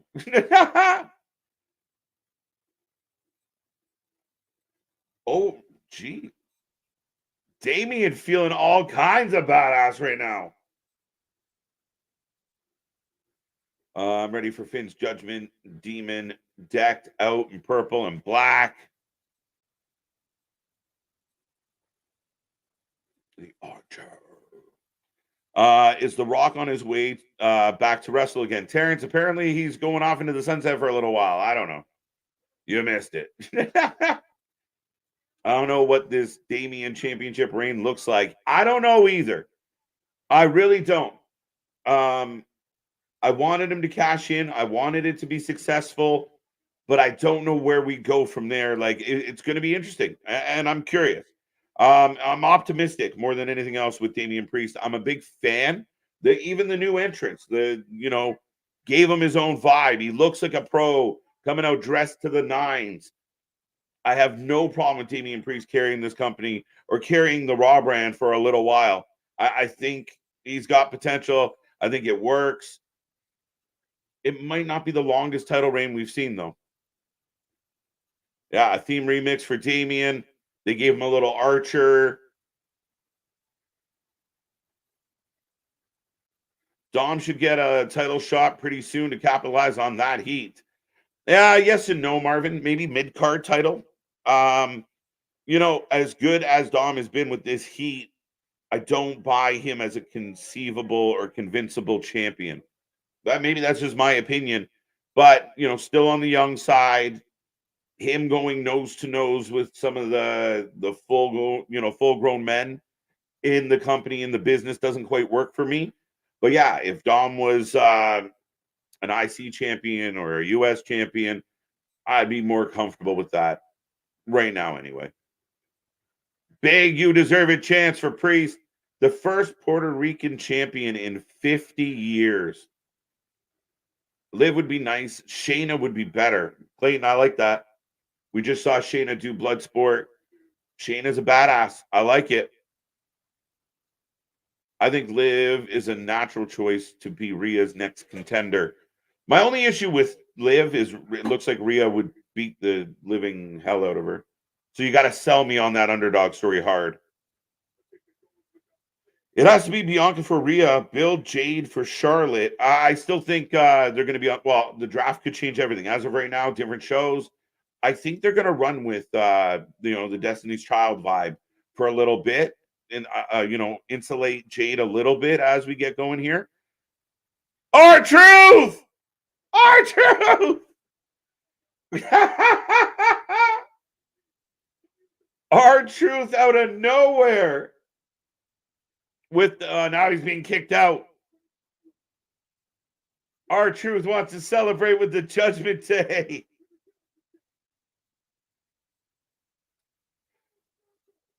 Fair enough, Paul. You can have that.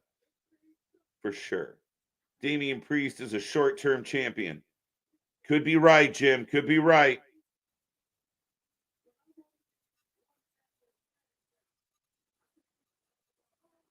Awesome. So here come the Miz. Maybe we get Finn and JD against Awesome Truth. The Terror Twins look good with those matching belts. You're not wrong. The Rock is leaving to film The Smashing Machine, the biopic of Mark Kerr, and he's filming May 1st, August. I also thought like the live action Moana was a thing as well. So we don't know what we're going to get from The Rock. Maybe it is a SummerSlam match. KJ, Rhea would beat Harley Quinn. Yeah, right? Crowd chanting, yes, he is, to whether or not he's in the Judgment Day. As Miz yanks him to the right side of the argument. Again, R-Truth needs to buy a clue. Facts, Christian. But listen, I was thrilled to get my R-Truth moment. I was so happy for R-Truth. And he slipped. He almost botched it. But I was pumped to see R-Truth get that title. And you know what? I give Miz all the credit in the world. I think Miz is horribly underrated. And I like this. I think it works. Yeah, maybe that happens over time, Christian, but it won't happen. I don't know what you guys are arguing about. R-Truth owns the Judgment Day. Fact. R-Truth is the MVP of Monday Night Raw right now. R-Truth is one of the most talked about wrestlers of 2024. When we turned the calendar and we were talking about CM Punk and R-Truth and all this craziness that was going on, R-Truth has come back with a vengeance. Ever since Survivor Series, when he returned from injury, he's been outstanding. And it's been a good juxtaposition up against, the Judgment Day. It's worked so well. All rise for the knee pads. Wouldn't you kneel for the knee pads? You rise for the knee pads? I mean, I don't know. Teach your own. Randy Orton will take Cody Rhodes' title, and we all know it. Well, Terrence, there's some logistics to work out on that one first. And Randy Orton might not be done with Logan Paul. Oh, the guy you can't see. Little Jimmy. The biggest surprise return of the night. Little Jimmy.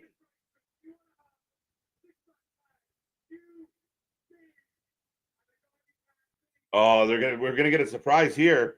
I was gonna say I'll take a close second with being second surprise of the guy you can't see and everything. But yeah.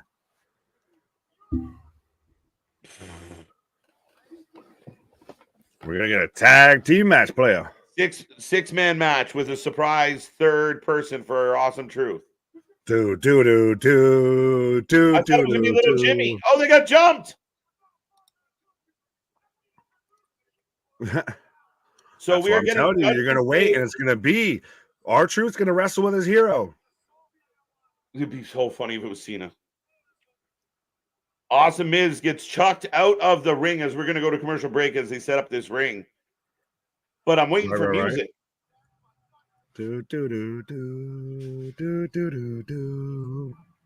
Truth is hilarious. Yeah, unexpectedly, R-Truth shows up in the middle of the celebration, and here we go, Nick.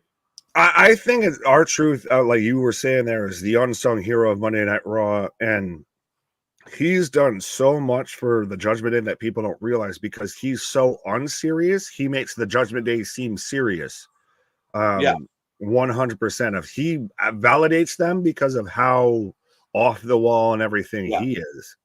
Yeah, and how much how deep under their skin he gets, right? Like they seem super serious positioned against this guy. Well, and they see more of a credible threat because he's so quote unquote uncredible because he's so just off the wall. Right. There's no choice for them to but to be credible. Right. Now, granted, he did pop me, real quick, with talking about the eclipse that we had today of, he's like, I had a Mitsubishi eclipse before. Is that the eclipse we want to see? And the Miz had to give him the glasses. And he's like, are we going to see Shrek again? Right. It's a damn shame Jade Cargill is on SmackDown because she would make an excellent contender for Rhea Ripley on Monday. Hey, we got a draft coming up, folks. The landscape could completely change. Survivor Series is still a thing. Champion versus champion. Right. Judgment Day can't be taken serious if they keep forcing R-Truth. You're completely wrong, as Nick just explained, my friend. No, I could see how some people would think that, but I think that that's one of those of it doesn't tiptoe that line to where it becomes too much of a joke and it becomes too unserious. Mm-hmm. Well, the thing is, as long as they continue to play it as straight as they are, like they just did, right? Like they're irritated by his presence. It leads to a beatdown. At times when you start engaging with it, it gets a little too risky there or a little too campy. But yeah, no, I think right now Judgment Day is completely fine. And I think lots of people take them serious.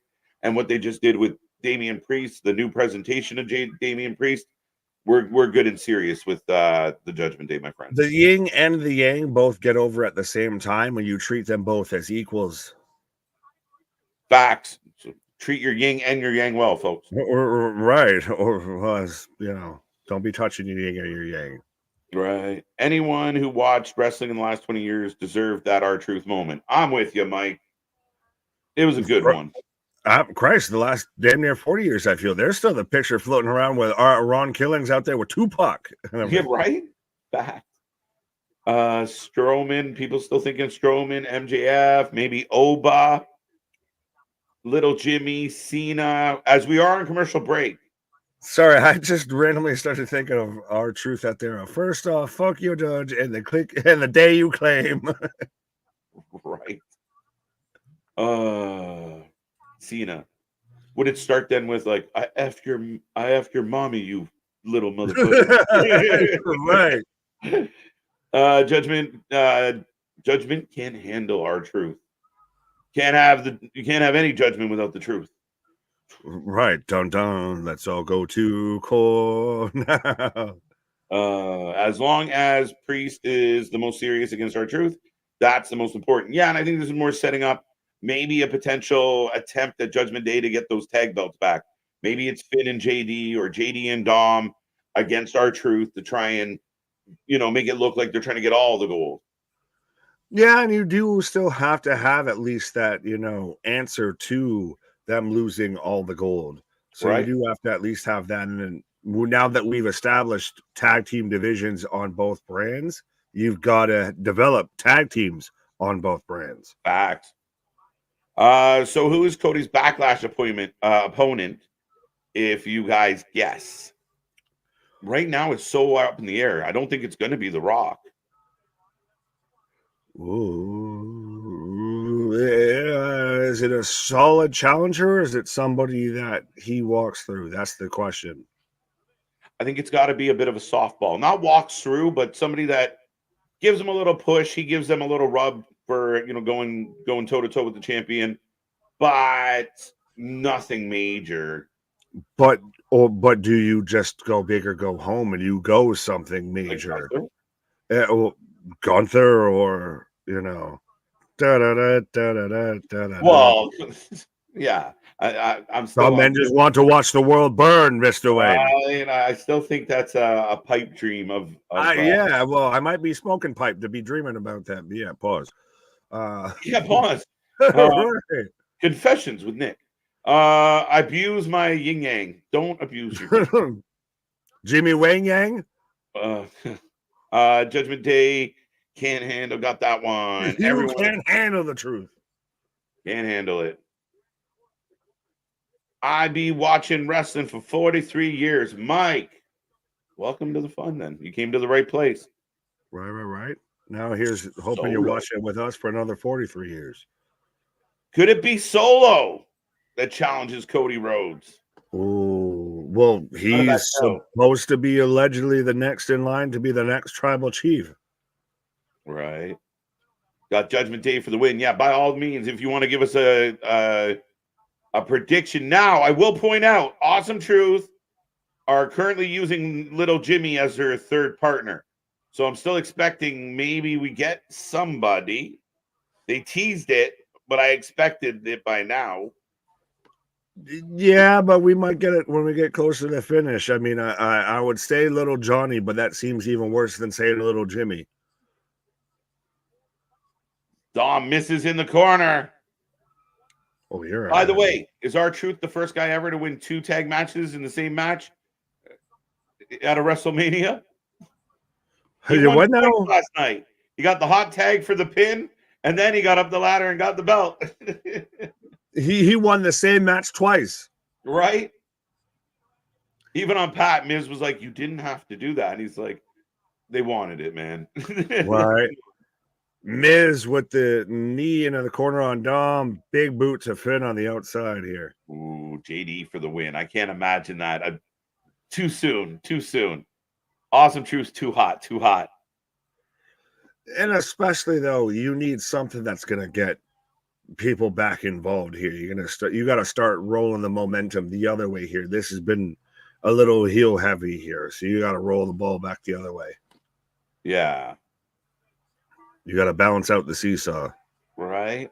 I was hoping for a new belt. You guys are my new favorite wrestling podcast. Really enjoy Mania coverage. Ridge, we greatly appreciate that, sir. Right. Now just make sure you suplex that, like button over your head, just as long as it doesn't get injured when you do that. And tell all your Or friends. I had to. The man had the name Ridge. I didn't want to do it, but I had to. Right. As we got Miz down against the guardrail on the outside, things not looking good for the champions. As we go to commercial break. Well, that's the thing of when we don't have a commercial break or any commercial breaks in the first hour, the first 57 minutes, you're gonna get about 75 commercials in the next hour. Right. Dirty Dom is a dude wipe after you wipe, You gotta love Pat. Pat just having a good old time. He don't give a shit. Fun fact, I actually woke up yesterday and had a coupon from my local grocery store for dude wipes. And I was like, do I almost get dude wipes just for the stream? I'm like, I don't know. Right. I don't even know if that's PG. What's better than dude wipes? Discount dude wipes. Facts. Absolutely. Judgment Day rules. Little Johnny should wrestle Little Jimmy. Wise man could be Cody with bloodline. No, I've seen people that have thrown out the idea. It's interesting. We saw it, I want to say a week or two ago, with Drew consulting with the wise man. Okay. Of if there's a connection that might come to fruition with that, because the last image that we have right now of the wise man is him hugging it out with Roman Reigns. Mm-hmm. Yeah, it could be very much a case. I mean, I'm curious what Paul does. Paul said he's not going anywhere. He's got a lot to do. Maybe it is someone like a Braun Breaker. Maybe it is a Drew McIntyre. What is the next wagon that Paul E hitches himself to? But who's also to say, though, that the Roman Reigns wagon has completely, gone in the stable here? That could still just be, just going in for refurbishment. My vote is Jade. Give him Jade. Valid, but I also feel like on one hand, I think Jade's got Bianca and Naomi around her that I don't know. That might be enough right there. That if you do too much, you get like Bivens with Statlander a little bit-ish. You get a little, convoluted-ish. Maybe. Do you guys think that we get Cody's new challenger announced tonight? I don't know. We got a lot of time left on the clock, guys. So I'm not sure if we're done with Cody Rhodes tonight. I don't know if that's all we're getting as far as the world title goes. The Rock, like I said, the end part of the Rock's promo got a little flat and a little confusing of like, I'm leaving, but I'm staying. I gotta go, but I'm gonna fight you. I'm not here. I'm not there. I'm not anywhere. Like, the fuck, dude? Like, thanks. What comes around is all around. Yeah, it's 100% the best and worst thing. The best of times and the worst of times, especially doing what we do, is everything with WWE. We don't know. It's guesswork at this point. Right. It could be that we could not get that. We don't know, but we at least know, and at least at the bare minimum, hope it's going to be good and great. Right. I hate to admit it, but the McDonald's championship has grown on me. I don't want a new belt. You're such a flip-flopper. Do you guys think Cody got that one? I want to see Dom try to take Oba's belt. Oh my God, why? That's a respectfully, I don't know if I can say this on YouTube, but that's a public execution. That's that man just getting thrown from pillar to post. Like, there's no outcome that comes out of that that's good for Dominic Mysterio. Yeah. Oba uses toothpicks bigger than Dom. Facts. Whew. As we're back to the action, folks. Finn down, Miz down, looking for that hot tag. Right. But speaking of flip-floppers, Ringsider Anthony saying the segment with Cody and The Rock confused me. Right? It did. Confused you or just bored you is the difference, I feel. It got drawn out. I was really into it when he first came out, especially when he was into, like, the trailer trash and the crowd was going nuts and he was milking the booze. He should have got out when they were hot. Like, gotta know when to fold them. Know when to hold them. So that's my only take. Like, I mean, but it did get confusing because it was like very mixed messages. He was talking in code, talking in tongues. Are we getting to the point that John Cena is in the house. I told you so. I fucking told you so. I fucking told you so. You told who? So what? You that it was gonna be do. The GOAT is here. A lifelong dream for right. He's out here with his hero. And Miz does the hot tag amazingly, by the way. Roll! John Cena with a tag going after Jade McFun up. Oh, he's going to hit the R-Truth 5 moves of doom out here. R-Truth! No way. They're going to literally do it back-to-back, and we're going to get them both hitting the 5 knuckles. No, you can't see me. We got all three, bro. All three of them. All three, yo. Truth out here. Put some respect on my name. All three, yo. Right. This is old wrestling, man. This is old school wrestling. This is what they like play to the crowd. Everyone has a hand gesture and everyone has a something that the crowd pops for. You have the moments. And yeah, Judgment Day is dead. John Cena, yeah, 100%. But yeah, see, that's the thing, is it's same thing anytime you go to an amusement park or anything. You go to Disney, you go to Universal. It's great that you're going on the ride, but they still tell you when to get off.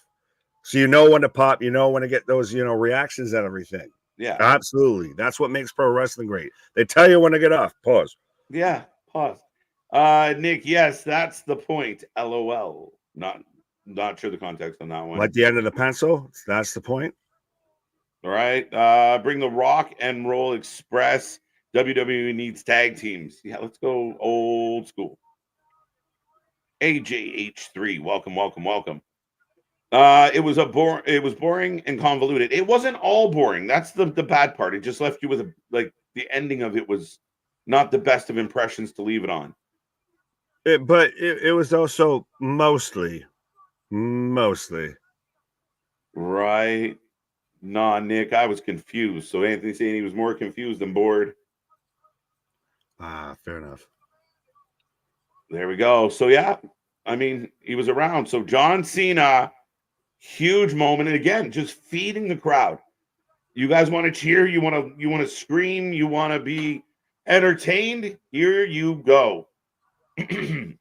Well, respectfully, outside of everything until The Rock came out, and I know that's interesting to say, that's the big moment that felt like a Raw after Mania moment of John Cena came out, and you had that huge moment of, R-Truth, who's damn near same age as John Cena, if not older, is out here living his, childhood dream of having a, match with John Cena as his tag team partner. Right. As we're getting a replay of the Andre Invitational Memorial Battle Royal Sacrificial. And we got big Bronson Reed with that trophy. If they use this as his introduction and his reasoning as to why he's in the Fatal 4-Way to be the number one contender for the world title, you validate the Andre. Yeah, I think it's a good choice, right? Right. Mm-hmm. That's why I'm excited about bringing back the King and the Queen of the Ring under Triple H, because I think he understands how many guys got launched off the King of the Ring when done properly. And, the later years of Vince, that, the King of the Ring meant nothing. Yeah, well, and then it became nothing. But yeah, it just went away. Miz and Cena working together isn't right. You got to bury the hatchet, my guy. Cats and dogs are getting along. Run for the hills. Right. I did it for the truth, not for you, Miz. Right. Pin Cena for the loss. He sucks. I love Damn. that. Man, this is awesome. Again, know what I think one of the biggest things I notice as of late is just the energy in the building. And we always talk about it. You throw on an old VHS and you watch those fans losing their noodle. Like that shit was as real as it got for them. And now I feel like we're getting back to like, crazy crowds that are on their feet, crowds that are into everything, my guy. Yeah, not fans that lose their noodle in the first 15 minutes and the last 15 minutes, that throughout the entire crowd that they might, be having, take a cough drop or two and everything because they might lose their voice by the end because they've just cheered everything throughout the whole show here. And also had a show that warrants that reaction. Right? No, exactly. You earning it, not just expecting the fans to show up and do it because you're there, but earning it. Right. Oh, I didn't. He's spun the pencil like he always does. Yeah. I used to do that actually a bunch. Like I in could school, I could never figure out how to. Yeah, no. Do I have one close enough? Oh, you're gonna sit there and make me now. I feel like I got to perform, dance, monkey dance. But yeah, no. Triple H got launched properly in the King of the Ring. Austin. The King of the Ring is a big part of his story. That's the start of 316. Well, look what Booker T did with it.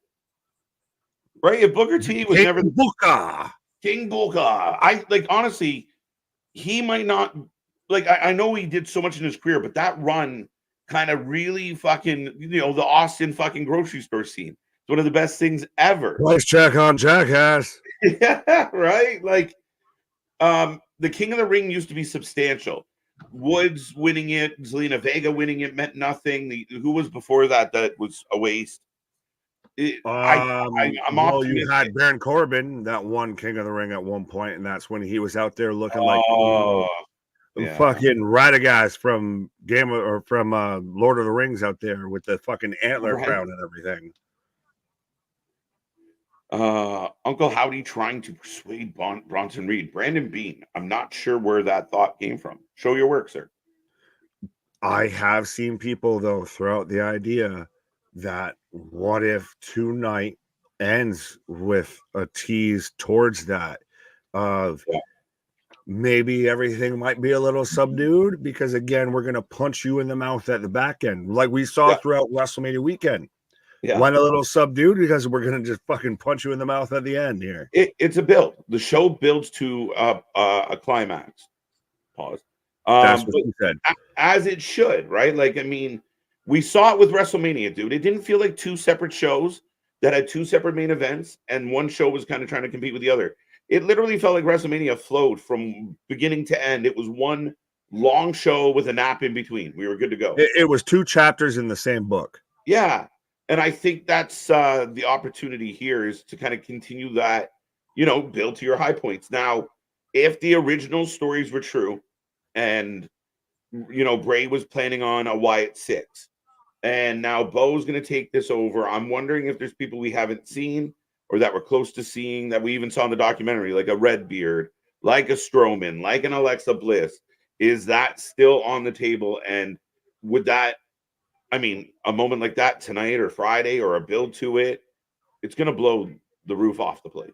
Well, absolutely. And well, Connor, I cannot confirm nor deny this comment, but there are videos coming out on Twitter. There's been weird music playing in the arena during commercial breaks. Could be Uncle Howdy. Can't confirm or deny that at this point, guys. Yeah, but if it starts off with one makes you smaller and the other makes you tall, it might be a little hint. Right.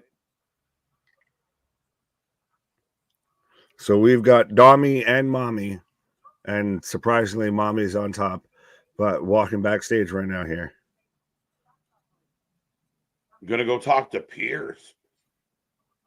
Liv Morgan with a Sabu. Rude. Jesus, tapped him in the face. We brought up Liv earlier. Could Liv be the first challenge for Rhea on her revenge tour, trying to get back at her? It looks like we got our answer. Yeah, she'll make a nice fucking pothole filler right there of just getting splat over and ran over. Out of nowhere, Liv Morgan just whoops some ass. What did the chair say to the face? Fuck. I love that spot. I don't know why. I'm such a kid, but for whatever reason, that like you launch a chair from 3 feet into someone's face, it's hysterical. It's like football to the groin. Right. Give him the award. He won it already. Damn, Liv Morgan. It's Liv. Meanwhile, Dom's out there. Don't boo for me. I'm already over. Yeah, I think somebody said in the chat, no more Dom Ray matches. And what I will say is this: there is one more Dom Ray match. That is 2 losses for Dom. They got one more Dom Ray match, and that's where Dom retires his daddy and takes his mask. Roxy the Prodigy, your new NXT Women's Champion in the house now. God damn. Yeah, but again, on one hand, these are people that we thought could have, should have, would have been called up, and Hunter's just right now of, remember how I used to run NXT? Yeah. Well, now they're all going to be here too. Yeah, and remember how we used to, I mean, a lot of times how we were introduced to some of the NXT champions, like Kevin Owens was still champ when he showed up. Like, right. It's like this little teaser of, they're not here yet, but they're on the doorstep. And again, maybe Roxy doesn't have the longest of title runs. She loses it, and now here she goes. But she's going to take on Indi Hartwell. Well, this won't be a long match. I think her reign is at least going to be longer than this. Right. This is going to be Pop Rocks 1, 2, 3. We're out of here. Let's go. Anybody got a prediction on this one? And how quick? This looks like a college woman taking on like a middle school freshman type shit. Like Indi is the height difference is insane. This isn't. It really is. Am I the only one that Indi looks like really orange? Like she looks like Mrs. Captain Planet. The Thing from Fantastic Four. Roxanne. Yeah, I feel like we're. Plus, also Triple H valuing showcasing his NXT, showcasing his developmental show, building that ratings. Hey, if you look at the ratings, quote unquote, race between NXT and Dynamite, they're in the same fucking ring right now. They're racing to meet each other in the middle.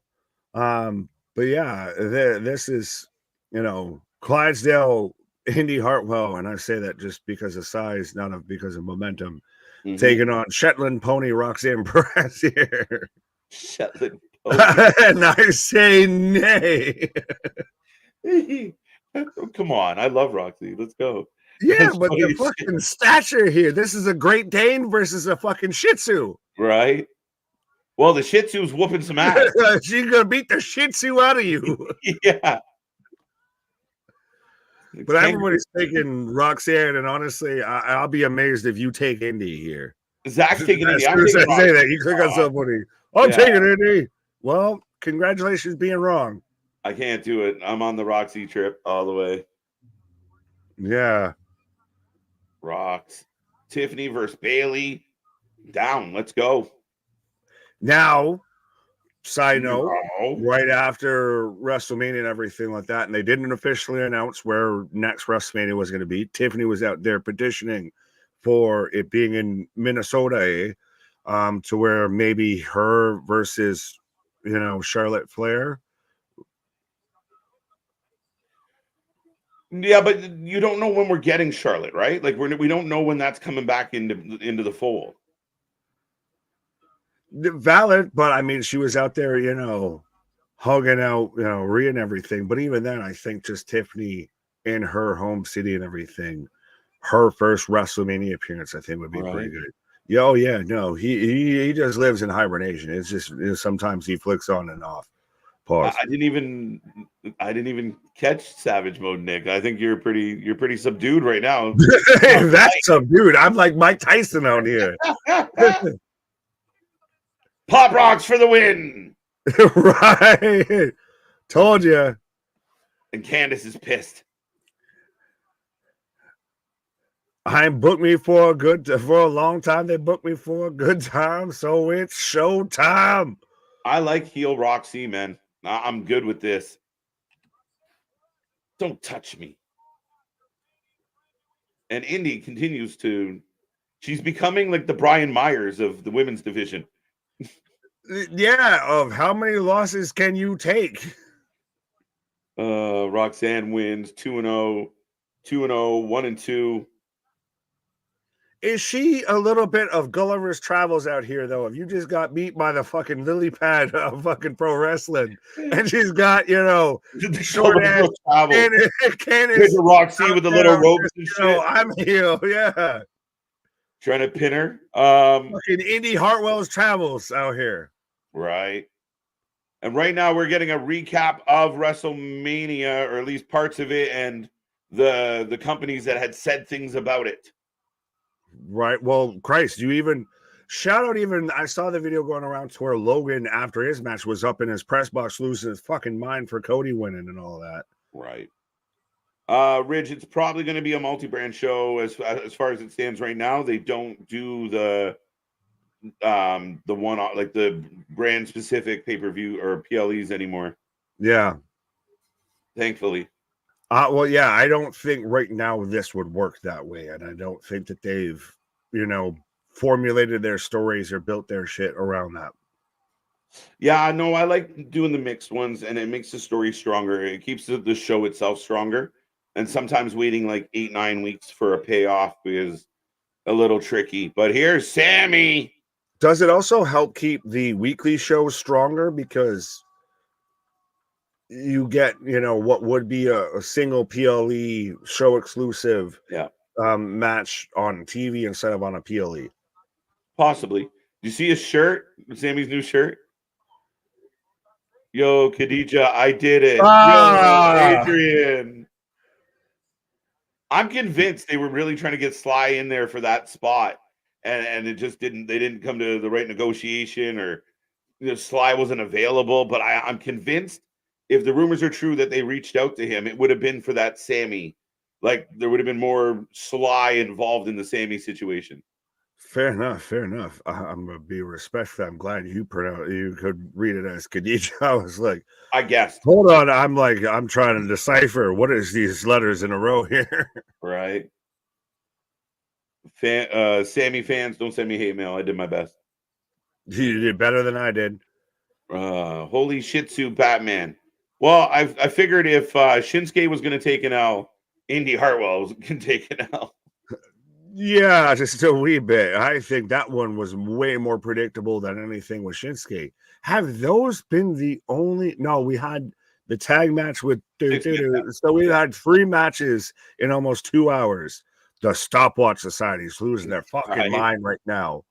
Yeah, and again, a little bit more of the fluffy matches. And again, the Raw after Mania, you do expect some of that. You'll get some angles, and we'll start turning up, kind of what the next chapter is, as we saw with Liv and Rhea. But I don't expect that, again, if we get a 4 or 5 star match tonight, shout out, I'd be a little bit on the surprise side, but who knows what the main event brings. Right. They're easing back into it. Facts. Christian letting us know the score on the national championship game. That handshake had good, subtle bloodline callback, or was a good, subtle bloodline callback. But I think it's more of just showing that the connection that they have. I don't think it is the bloodline story to an extent, or at least that version of it, dead. Yeah, I think it's got to be like, a new story for them as well now, right? It's the post, the family, the players involved in the game all have to be reassessed. And, you see The Rock come out to talk to Cody. We wonder what The Rock and the Roman's relationship's like. Will we see Roman? Will he go into hiding for a little bit? That, the ashamed champion. It's very curious. And a lot of rumors about other potential Samoans popping up. So still a lot to unfold with it, but it has got to be a new, you're starting fresh. Oh, absolutely. I think kind of the figurehead and the focus of that whole story was Roman as the champion. That's what kind of made him the tribal chief. Yeah. And so now when you've been shown that you're not, the champion anymore, when you've been dethroned, How do you respond? Yeah. And how does it affect? Maybe it's a case of, does Jacob Fatu come in as a heel and it's a baby face Roman, but we don't know if Roman's going to be around. So mixed, a whole bunch of everything's just fantasy booking and guessing at this point. Do we just get a Samoan invasion of like Jacob shows up and just takes out Cody, and we don't know his allegiance, his alliance, or anything? He just shows up and does it. Yeah, I mean, again, I've been kind of just, kind of letting out the fucking bat signal for all Samoans out there. Let's go. As the Samoans turn, that's KJ's philosophy here. But I'll be right back, sir. Right. KJ is taking a pause for the cause as I am in commercial break right now. So I will remind everybody we do this for anything and everything when it comes to pro wrestling. Just did God knows how many hours here covering WrestleMania last week or this past weekend, Stand and Deliver as well, and so on and so forth. Back at it tonight with Monday Night Raw, Raw after Mania, Tuesday NXT, got the fallout from Stand and Deliver. Wednesday night Dynamite. Are the Young Bucks and Tony Khan going to actually show the backstage footage from All In, or is it just going to be, fighting frizzies at 11? Is it going to just be a troll, just to boost some ratings? Thursday, we've got TNA. Friday, we got Friday Night SmackDown. We've got the SmackDown after Mania, and still we're just rolling through again. Pro wrestling does not stop, and just like we don't. So be a friend, tell a friend, like, share, and subscribe. As Natty's out here with all of the chesticles, confronting Roxanne, and respectfully, Roxanne's face is perfect to be the motorboating son of a bitch here. But yeah, as I got Sami Zayn coming out right now, still no debuts. Well, does it count if a debut if Roxanne ends up staying on Monday Night Raw? If Ilia ends up staying on Monday Night Raw, those could be potentially your future debuts here. So I see what you're saying, but perhaps. Ricky, what up? Saying, how do you guys feel about the new camera angles? Shout out Ricky and shout out for the $5 super chat. I'm a huge fan of the new camera angles. I think they're fantastic. I think it's provided a whole new element to it. And really felt it made it feel like a sport and like a sports presentation, and shown, at one time, at the same time, the intimacy of pro wrestling and the gravitas of it. It's really been the best thing that they've done subtly in quite a while here. Natalia here, built like Stifler's mom. Yeah. TJ's mom has got it going on. How the t-shirt giveaway go when you guys did that name that tune? Well, that went well. I think we already announced the winners here. I'd have to wait until KJ comes back here, because he's got the official, like a referee whistle decisions on that. But I believe it was, I know C Money was one, Keyshawn won the predictions title, and I'm trying to remember who else won t-shirt or anything like that. But I'll wait until KJ comes back. He can let us know. James let us know on Impulsive. Logan mentioned he was bred to be on Netflix. I wonder if he gets drafted to Raw. I assume you meant bred, but I don't know if he was saying that for the same reasons you think he was saying that he needed to be on Netflix, because, Netflix and chill, my guy. But yeah. Ricky's saying, again, thank you for the super chat. A huge return coming tonight. I know a guy. Well, do you know a guy about a guy? And who's the guy you're talking about? But yeah, it's going to be interesting as we're already into the second hour pretty much here of Monday Night Raw. So we got an hour left. And so it could be one huge return, or we could get a few returns here, as we're getting a "you deserve it" chant for Sami here. And absolutely, I know Gunther, longest reign, very much up there, like Roman Reigns had. I think everybody was saying it was 600 and some odd days and everything as champion, literally longest consecutive Intercontinental champion of all time. But if there's somebody that was going to do it, Sami's the guy that fits the perfect bill here. No Drew yet. Surprised. Maybe Seth versus Cody Backlash, or one of the guys who celebrate with him. Could be. But I also think Seth might be on a pause for the cause here. I know I talked about it on a WrestleMania stream. I think coming up, we could have a period to where there is no member of the Shield in any sort of prominent position within WWE for an extended period of time. Claire, well, you can at least watch us, my guy, and so we got you covered on all the action here. But yeah, I say Sheamus. Perhaps. Sheamus wouldn't honestly be a bad shot right now, or even if he shows up in the Fatal 4-Way and, takes out Drew or anything. Brawny the Strong Man, perhaps. As Sami's celebrating of I beat him, of I beat Gunther. Sheamus or Braun, yeah, we're saying names. Nick, Sami won belt because they wanted a champ who spoke French for Backlash. Nah, I don't think that. And honestly, would you really expect that Gunther, born in Austria, might not know some French or anything like that? Honestly, there is a difference between, French Canadian and French, for anyone out there. But yeah, I don't think that's a fucking angle to go look at it. I don't know if it's the right one, but it's an angle. Drew versus Priest at Backlash? Perhaps. Does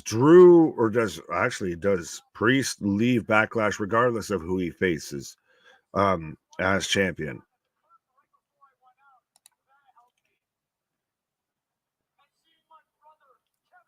As Sami bringing up of seeing Kevin Owens right before he walked through the curtain help solidify the deal, help solidify the motivation here. Boom! We got me. Speaking of seeing my brother and Kevin Owens at the same time, see, I could get two birds stoned at once. There you go. And Imperium coming out to have a conversation with Sami. Right.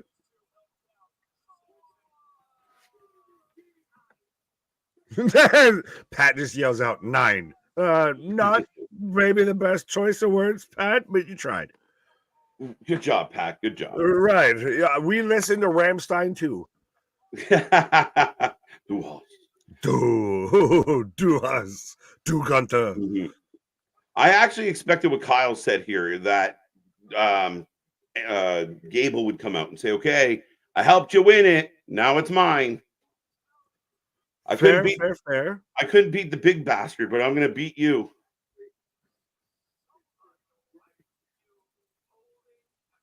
I wonder if that Gunther Gable feud died. It did. Gable put him to bed. Yeah, it is T's and P's and all of that.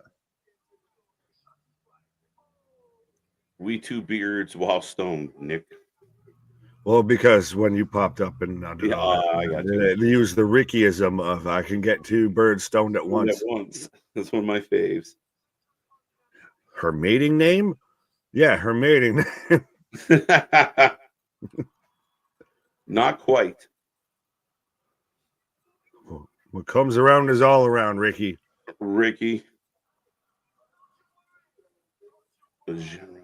So is Ludwig going to fight Sami?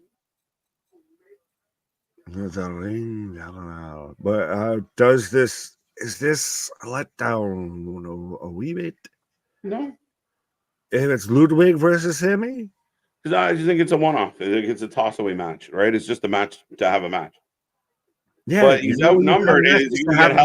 Not on the Raw after Mania. You have them on the Raw after the Mania. Oh, no. We're good. Plus, I think Gable's going to help him here. Yeah, there you go. Chad Gable. I just got there, so you're ahead of me. Shoosh. Gable rolls into the ring.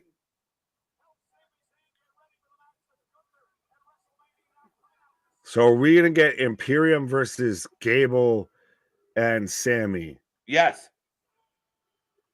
I believe so, Nick. Or do we get a 6-person tag match and we get, Kevin Owens? No Kevin Owens. No No Gunther. mas. We get a commercial break, which is also slightly no mas. Right. So, folks, we are heading into commercial break as we head into the third hour here on Monday Night Raw. It's rolling along. We got lots of interesting things happening. A lot of surprise faces so far. Chad Gable just came out to help Sami, but don't trust Chad Gable. I don't anyway. So, yeah, look, Gable heel turn imminent. Doo-doo.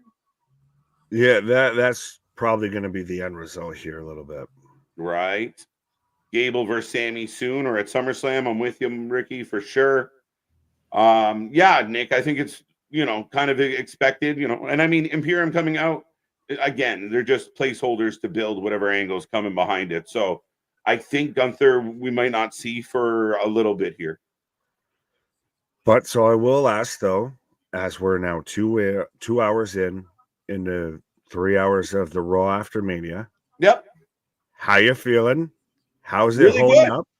Really good. I'm really enjoying the show. Thought the first 2 hours cooked. I thought we were, like I said, got a lot of things I didn't really expect. The Cody and The Rock was fun up until about the last 5 minutes, but that's The Rock's fault.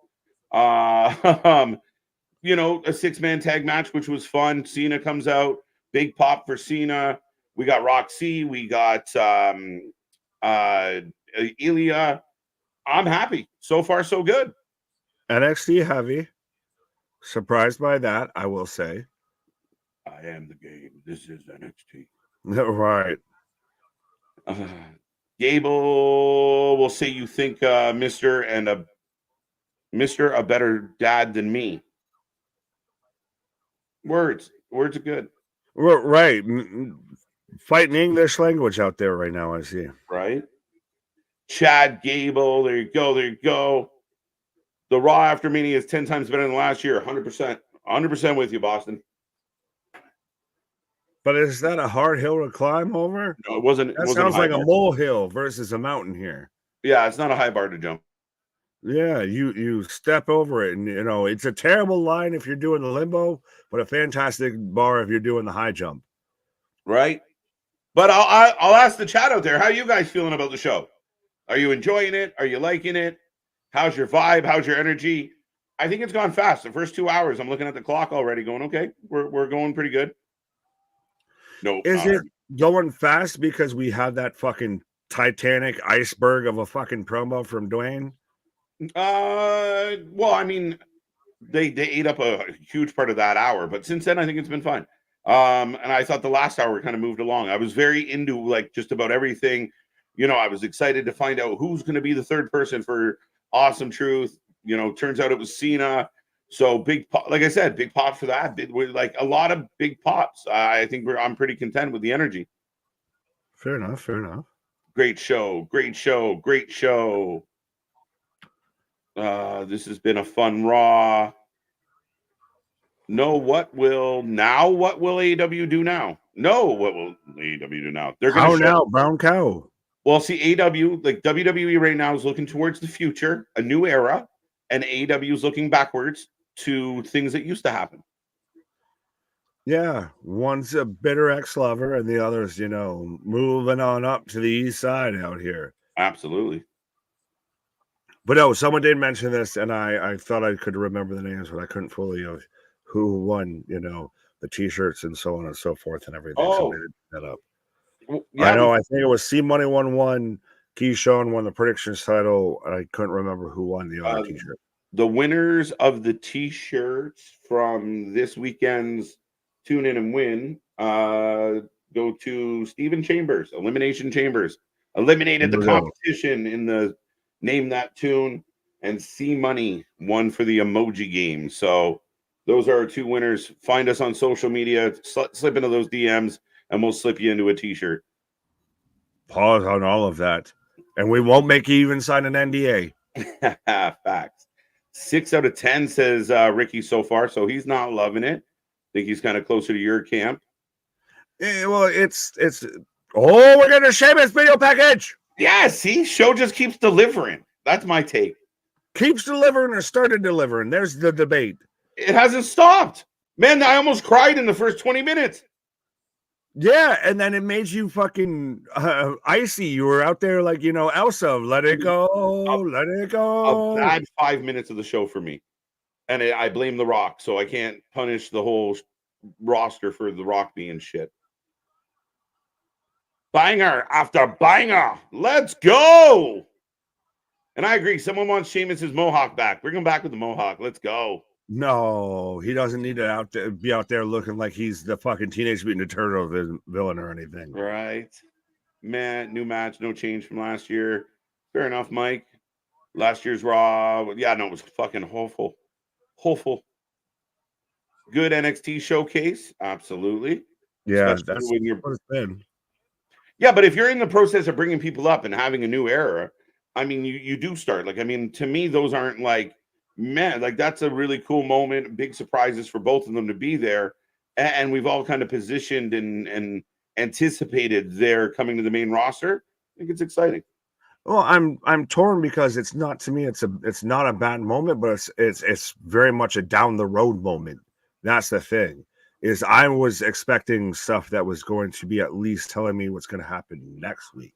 I can't tell you anything out of this that's going to tell me what's going to happen next week, which could be a good thing. It could be a bad thing. Okay, fair enough. Fair enough. AEW equals nothing. Where is Nia Jax? Good question. Interesting. Mariska Hargitay. Mariska Hargitay with you as well. Yeah, and also with you.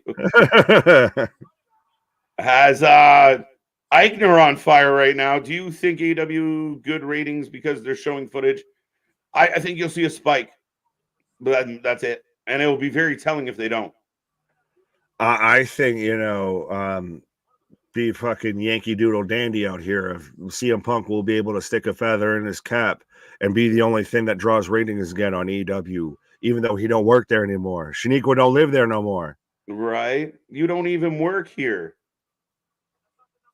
Sheamus, it's good so far, but I wish I could share more story about the WrestleMania 40 viewing party I went to. Well, right on, Christian. Was it hosted by Chris Jericho? Is that why you can't tell us? You had to sign an NDA? Right. With You thought he was signing the guest list. You thought he was signing waivers instead. Right. With your thinking, what you're thinking on Sheamus coming back, I'm excited for Sheamus to come back. Again, if they're going to start giving us promos sooner than later, it feels like. Well, absolutely. I think even before we had the cash in and all of that, I thought we could have gotten Sheamus versus Drew for the world title in Scotland and everything. And you would have had what should have been arguably, if not one, slammy match of the year between Gunther, Drew, and Sheamus. There you go. I think Ricochet wins the number one contender match. Oh, yeah, we still have that to come. We have a fatal four-way. So lots to unfold. I like it. I'm sure the main event will bang the number one contenders match. Absolutely, Richard. Sheamus video. Everyone seems pretty pumped about Sheamus. Could be a bit in a microcosm of what we just had with this weekend of been maybe you could have varying opinions going into this, but they'll end it with something that you can't debate. That's a fucking home run. You can get a single, a fly out and a pop up, and as long as you still hit a home run that wins the game, you still won. Yeah, and I feel like, and I mean, I talked about this around the Royal Rumble where people were like, "Oh, there was no surprises," and Rumble didn't deliver. And I'm like going through the list of people that we weren't expecting to be there, like Andrade, and people kind of look past it because even Sami Zayn coming back at 30, people were like, "Oh, it's only Sami." So I mean, again, there's a level of getting Ilia, getting Roxanne, getting teases, or potential. There you go, teases for the draft. That kind of potential, we're moving into a new series, a new show. And again, if you think you turn on your favorite show, episode 1, season 1, and not necessarily a banger as far as they're building to, episode 8, 9, 10. Yes and no, because sometimes the season premiere is what helps keep the series going and gets the fucking series picked up and gets the, episodes 5, 6, and 7. So I see what you're saying, but there's also that counterpoint here. Mm-hmm. Oh, drive by. I know about Sheamus. I saw a video of him working out in the ring. There you go. Nia hasn't been around since losing to Becky 3 weeks ago. They're keeping her in the chamber until the story develops. Absolutely.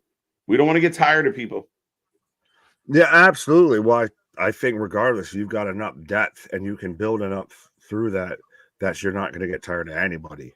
Right. Dale's Maybe take. Dwayne. Maybe Dwayne. Maybe Dwayne. Sami and Chad for the win. Cross is ready to destroy Roman and The Rock. Random Dave, but let's hope. Go Cross. Well, he has to destroy Bobby first, which he couldn't do this weekend. So, I mean, he's got, he's got other obstacles to get through first here. Right. Rock and Roman are jealous of Cross. Dave is a big fan of Cross. Right. Yeah, I think I could see that. Jade versus Rhea SummerSlam thoughts. Interesting, but keep in mind there's still a champion over on the other side too, right? And maybe we don't instinctually think of Jade versus EO, but if they're going to stay on SmackDown together with the two factions, it could build to something, and maybe that's Jade's first championship. Jade versus Bailey. Oh, that's right. You were sitting there saying during WrestleMania and everything. I know she was out there buddy with everybody out there on the press conference and everything as we're in commercial break. Mm-hmm. But I believe you and Anthony both said she works better as a heel and everything. So if you're going to run her as a heel, she's got to go against the babyface champion. Bailey would be good. Yeah, that's a good shout, my guy. Like I think Bailey works very well for that reason, and I do think Jade works better as a heel. She's having fun right now, but she's naturally a heel. Is she the Beyonce of that group? All the women who independent, throw yours up in there. Right. My apologies to Naomi, aka Kelly Rollins. Oh, wait. So then that makes Bianca Michelle out of that group? The one you even forgot was in that group? Shit. Damn. I would reserve her until she gets a legit opponent. I don't want 5 minutes. Yeah, exactly, Richard. You want to make it special. You want to make it matter. You want to make it important. But you build on the way to SummerSlam. SummerSlam ain't tomorrow. Oh, yeah. So you build. Yeah. You sow the seeds now so you can reap what you sow on the back end. Yeah. And I could see Bianca Belair versus Rhea Ripley. Absolutely. Why not? Sorry, this popped into my head of WWE's reaping what they sow. AW is just trying to replay the punches that Punk throw. So that's really what it is. They're just gonna show CM Punk's UFC fights. That's what the fuck they're gonna do. Holy shit! So imagine, oh my god, they're just gonna put Jack Perry's head over. I said it's gonna be that. It's gonna be like the Simpsons shit of Mr. Simpson, don't attack me. And it's just a freeze frame of Punk, and then it's Yeah, I'm really nervous that this is going to be some BTE bullshit, and I don't think it's a good look. No matter what direction you take this, I really think this could be like the finger poke of doom for this goddamn company. The show the footage of Doom, right? Here comes Gable on the tag. Meet Vinci in the middle. Oh, okay, right to the midsection there. Rolling neck breaker.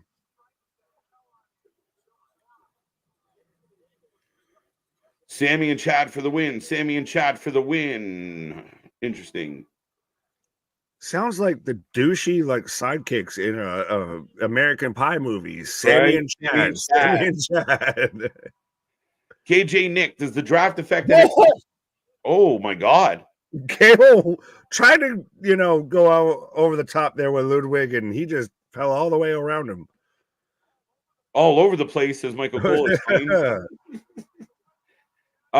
Does the draft affect NXT? Well, yeah, because people can be drafted out of NXT.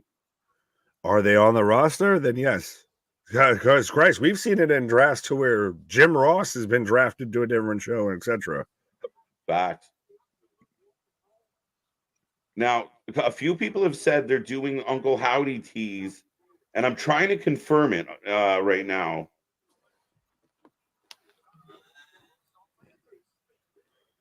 They are doing it. I am seeing fan footage of the lights going out and the staticky screen and fireflies. I don't know. Maybe. Could be. A lot of people asking. I know. Yeah, lights out. The big Yeah, screen. and I'm watching probably the same video you are, to where they just do static on there, and it's very much a bit of when they would air, one makes you small, and when they'd start playing the White Rabbit, feed your head. Right. Nia getting bored quick. I don't think Nia's getting boring. I think she's been fine. I think she's been a good heel. She helps put over your baby faces, and she's done that very well, I think. So, yeah, I'm okay with what she's doing. Absolutely. So do you Sami, need to brace? What's that? Sorry.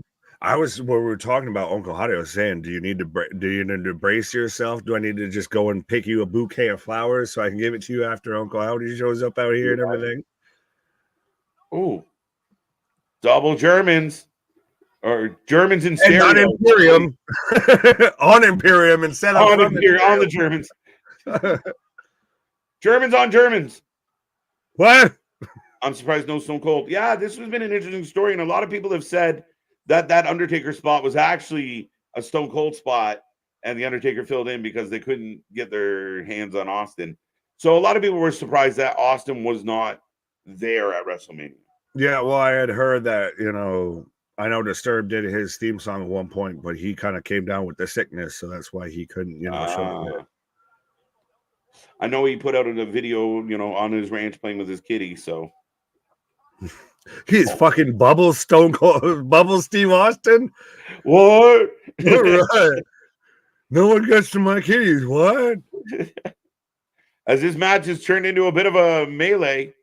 Dwayne's out here using space words. What? Naomi is Michelle. I'm gonna forever now picture Stone Cold Bubbles Austin in my mind. From parts unknown. Well, my name is Bubbles and I'm bad as Do you even? I can't convince you. He'll be fine by July. He took his arm brace off yesterday and beat Drew with it. Facts. Oh. Right. Sami giving the pin to Chad. Roll through. Oh, poor Eichner. Always taking the L's. And it's over. WWE is not a fan of bald Italians, I see. Not at all. With Giovanni Vinci out here always eating the pins. Does Rhea go on a title run like Roman to become the greatest women's champion ever? Thought, how long does Cody hold the title? Two good questions. First one, I feel like she's almost kind of already there. Yeah, I know. Again, everybody was up in arms about records being broken and everything like that, with like the Hogan record, etc. We debated if the records matter at this point. I think it's more the impact versus the length, the record, what have you. Yeah. But yeah, I think she's really on that precipice of she's right there. How long does Cody hold the title? Oh, a while. Yeah, a while. Survivor Series, when he drops it in at the pay-per-view that, with the War Game. Well, shit, you can't have him drop it in War Games, but around then, under, his daddy's namesake pay-per-view. Yeah, I would bet that he's going to have that belt longer than Survivor Series. So he goes till next Mania? He might. Does he go past next Mania?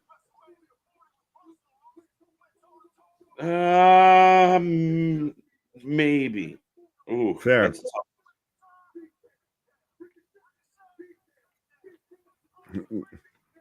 Yeet down for everybody. Again, I feel like with that one especially, it's provocative. No one knows what it means, but it gets the people going. I don't know if I should be excited or fearful of a yeet down. Yeet down for everybody. You get yeeted off, and you get yeeted off. Oh. Richard will be fine. Punk said he feels great, and without spoiling anything, He is a lot farther along than initially thought, and he's getting fixed up top notch. Rehab and doctors, he will be fine. As I got Pierce, Ava Rain. Oh, they ruined Raw. Nice. She's got the little bit of the suit that covers the navel. But it's like, dude, you're standing there with Naval Rain. you got two guys in these full suits, and this girl with the muffin top skirt. Like, what is ridiculously happening here? Do you know the Muffin Woman? The Muffin Man. Like the Muffin Manager who lives on NXT. There goes our female audience, by the way, in case you were wondering. No, I'm sorry. No, it's not. It's just play the Don't part. worry, we'll pull him back in with Chelsea Green out here. As say, she's pointing out the biggest WrestleMania, and I wasn't in it. Chelsea's great. She got the slammy screw job, and now she's out here. I wasn't even in the biggest WrestleMania. Bro, Matt Cardona's a Slammy Award winner. Let's not act like that's the first time she hasn't been around a Slammy screw job before. Respectfully. Ava is not a believable leader. I agree, because I can see her midsection, and it's confusing. You're out here with the midriff massacre. I can't believe you until you cover up your belly button. In the building. You think her father would say, "Hey, you can't go out like that"? No, he's too busy cutting a fucking 27-minute promo that should have been 2 minutes. Right. The belly button makes Raw go down to an 8. There you go. Again, Dave out there like a genie in a bottle. Again, listen. It's simply, I want to believe you're in charge of shit. Wear a full fucking shirt. Again, it's just play the part. You look like you're the fucking the head cheerleader of a fucking, or you're on student council. You don't look like you're running a company. So knock it off. She's head of like the parent teachers. No, actually, the head of the parent teachers association would be dressed to the fucking be all sorts of color, high turtlenecks and everything. She looks like she manages a Hot Topic. Right. Jade versus Chelsea. Was that announced, or are you just guessing? Either or. The only thing I can't stand on Raw is Chelsea Green. How annoying. I love Chelsea. Come on now. I like both how you almost as much as you hate Ava Rain's midsection. It's just Ava Rain's gotten over with me because it irritates you so much. It's just so ridiculous. Like, I want to take you serious. Again, I've never seen another man so upset about a midriff before. You're spoken like a true papa out there. Like you said, put some goddamn clothes on. Yeah, 100%. It's like like you said, it's like the manager Hard Topic got a job at NXT.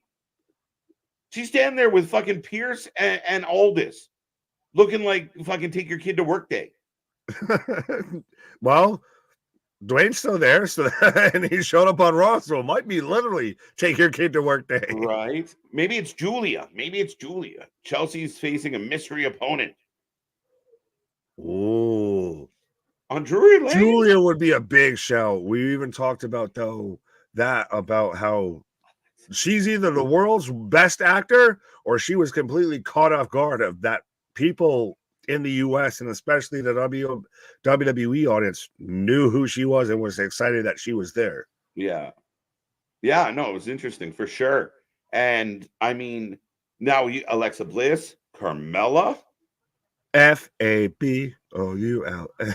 Hey, Ava Rain. Ava Rain takes on Chelsea Green. FUCK. THAT. There you go. War Games, the Roman bloodline versus the Rock bloodline. I love it. Let's go. It fucking sounds like a Saw movie. Oh, yes, there will be blood. Bliss. Indica partake just out camera view. Mm-hmm. In the couch. Here we go. Right. Point ahead. Look smart. Nepo is live. Well, in wrestling industry. Nepotism. There you go. So there you go.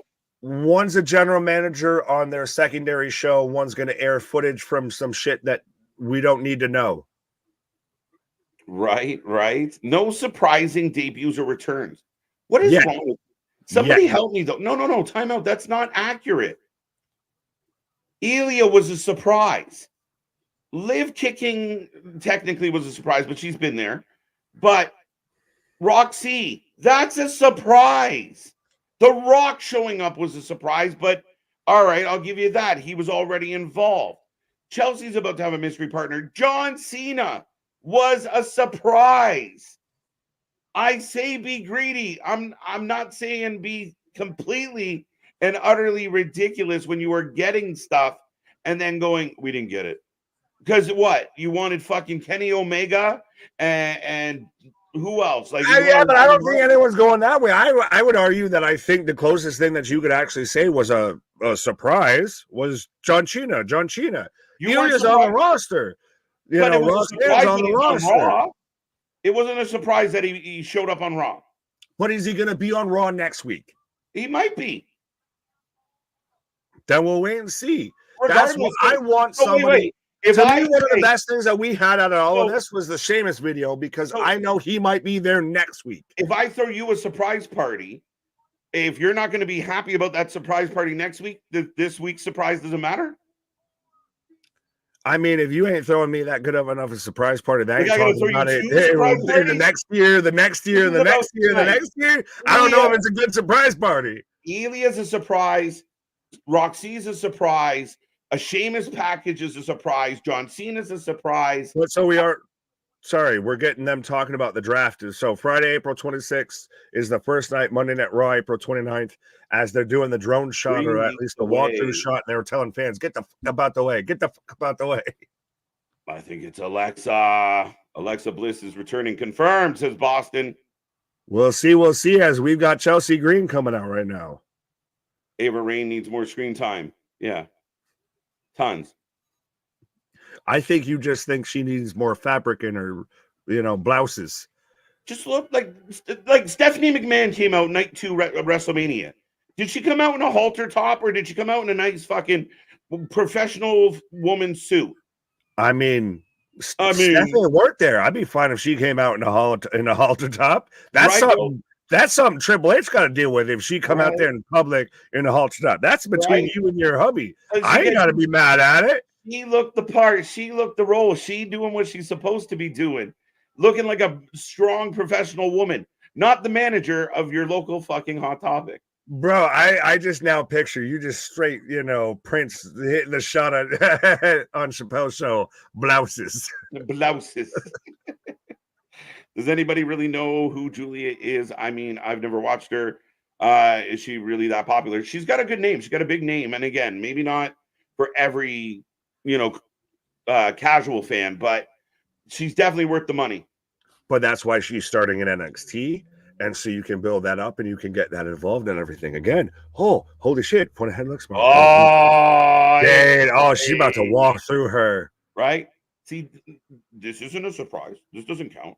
I will give Ricky credit. He said I called it, and touche tabernacle. He did. Right. I gave that. Yeah, she about to fuck around and walk through her. But this will be Jade's first single match. Facts. Honestly. I wish Steph came out in a halter top. Focus, gentlemen. Exactly. For example. All the lip. Yeah. All the lip. WrestleMania 41 title versus career. Cody versus Randy. Ooh. No, I don't want to say goodbye to Randy at 41. No. Well, Christ, we almost said goodbye to Randy at 39, 40? Right. I thought Jade was on SmackDown. It's the Monday after Mania. Anything can happen. It's the most what the fuck time of the year. That's what makes it a surprise. You have Cody Rhodes showing and Jade Cargill showing. And everyone's in good cheer. It's the most what the fuck time of the year. It's so hard just to get the collective to everybody just enjoy the fucking show. It's good. Yeah, but what is pro wrestling? At least we're at least going in a singular direction ish versus just scatter. Mm-hmm. CM Punk will be the main event of WrestleMania 41 if he stays healthy. I believe that's factual. He would have been the main event this year if he stayed healthy. And that was part of him returning of, please just give me my main event at Mania. Could we see main event night? Well, main event of a night of WrestleMania 41, Cody Rhodes versus CM Punk. Main event night 2 of a night. Don't know the order yet of. Oh, this is over. The internet is going to go insane. The internet is going to go insane. I think this was expected, though. As it should be done. Yeah, Jade wins emphatically. As it should be done, my will be done. Jade Cargill gets the 1, 2, 3. Jade helped me get over Ava. Thank you, Jade. With that lickety split. Lickety split. She's gonna hear. Bro, Jade, that is just an overly provocative ass pin. Like, why do you need to be doing all that? That kick was terrible. Come on, you're killing me, Smalls. She did 2 moves. Brutal. Right. She's terrible, guys. Sorry. You should quit. 2 moves. That's like watching your child take their first step and their second step and be like, this motherfucker don't know how to run. There you go. Stephanie McMahon as Speak of the Devil. And her chest will appear. What? And you know what? That kick might not have looked great, but that pin looked fucking lovely. Getting Ricky just out here trolling right now. She almost hurt Chelsea. Yeah, that boot running into her, that fucking beak, maybe. Yeah. So I guess the kick would have been not that bad then, being that it looked like it hurt.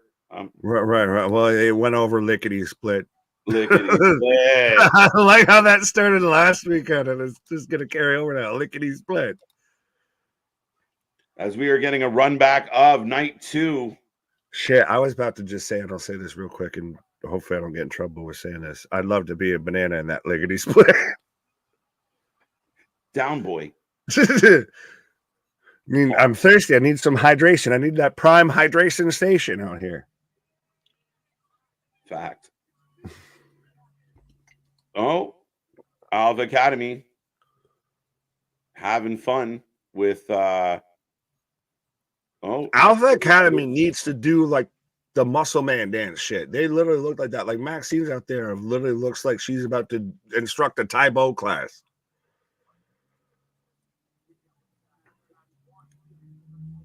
Oh, here we go. Here we go.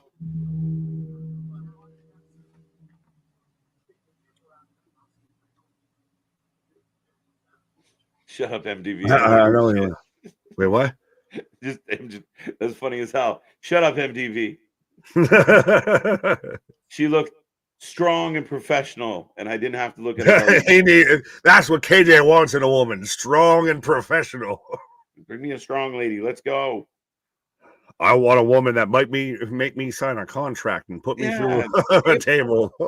Ava looks like she sits in a room with candles and listens to Mike Hem. Where are you? And I'm so sorry. Fucking dashboard confessional over here. She's right, but she's the typical. She's an emo '90s girl. She's she's the guy all the bad guys. She's the girl all the bad guys want. Shout out Bowling for Soup. Greer McIntyre coming out right now. What are you doing in my swamp? So we're in main event time now, by the way. I'm assuming. Right. What did you think about WrestleMania set? I thought it was all right. I thought it was not bad, not as good as last year, like Nick said. But I thought it was fine. And I loved what Triple H said in the press conference about it, about reducing the stage for more fans. Absolutely. But if we're going just on stage set, yeah, last year was better. But overall vibe and overall attendance numbers, and maybe someone may or may not get it tattooed on them or anything like that. Yeah, 100%. You accommodate the audience that you create. Yeah. So you think that's funny? You're just pissed. Get out of my swamp. Well, I saw somebody that was doing it like, Willie on the Treehouse of Horrors here of, title, I'm coming for you. And it's just poked with an axe in the back of him. Oh, right. I'm bad at this. Drew McIntyre. Yeah, ladies and gentlemen, if you want to get your prediction for this fatal four-way for the #1 contender to Damian Priestess's title.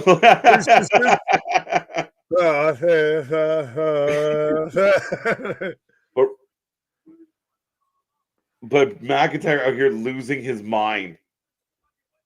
But this is what we wanted. This is what we wanted from the start of it. And granted, we've been blessed by the fact that he's been out being the best troll in pro wrestling 100%. But now that he's out here is kind of going back to that Scottish psychopath of literally, I will fucking murder whoever you send out here right now. Go ahead, send them out because you don't. Whoever you send out here, don't want them back because they ain't coming back. Yeah, send me the whole locker room. Let's go. Chad Gable versus Sami next week. Was that called? Did they put that out there? Could be. We talk a lot, so could be. Maxine Dupree is lame 2.0. Lane or lame? Both. Maybe. Lana. He was going for Lana. Lana 2.0. Ding. Yeah, they both look like fucking space aliens, so I can see that. I'm with you, Boston. Drew's been outstanding. I'm a little surprised that he got cashed in on, but then again, they did it perfectly, so I'm good with it. It's surprising, but the fact that it was surprising made it such that moment. I mean, Christ, we've literally had full-blown arguments of even get out of here like, you good? Are you good? and everything. But yeah, no, the fact that because they really caught us so off guard with it makes it phenomenal. Yeah. Much like the finale. Yeah. Right. I'm picking Ricochet for the win. CM Punk is going to cost Drew McIntyre again. And Jimmy Uso is going to cost Jay. Not bad. What if it's a Samoan who might have a J in his name? Oh. But not Jimmy. Speaking of a Samoan with a J, here comes Jey Uso. And not Samoan Joseph. Who are you taking in this fatal four-way, man? Drew McIntyre. I think, and I know I was saying we've argued back and forth about if, when, and how they do the cash-in. They ain't booked me for a long time. I'm here for a good time, so it's showtime. Of Damian's going to have a run, not a long run with this. Yeah, no, I really think that I feel like it has to be Drew, but could we get swerved? Swerve Strickland, he shows up, he cashes in. I'm all for that. Right. There's your surprise. You're right. Top rope, big pressure, applause. Yeah, Swerve.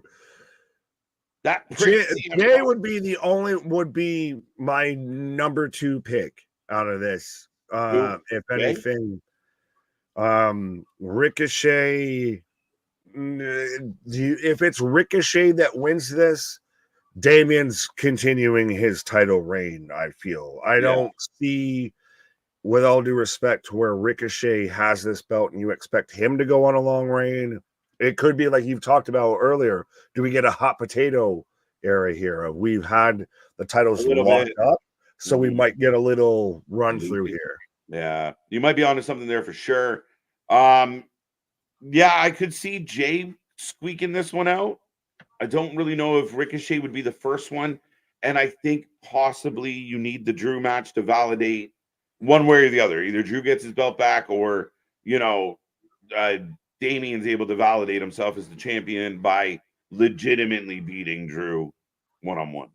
Well, it does a little bit become this issue of when do you address it? Can you get away with waiting to address the cash in and everything?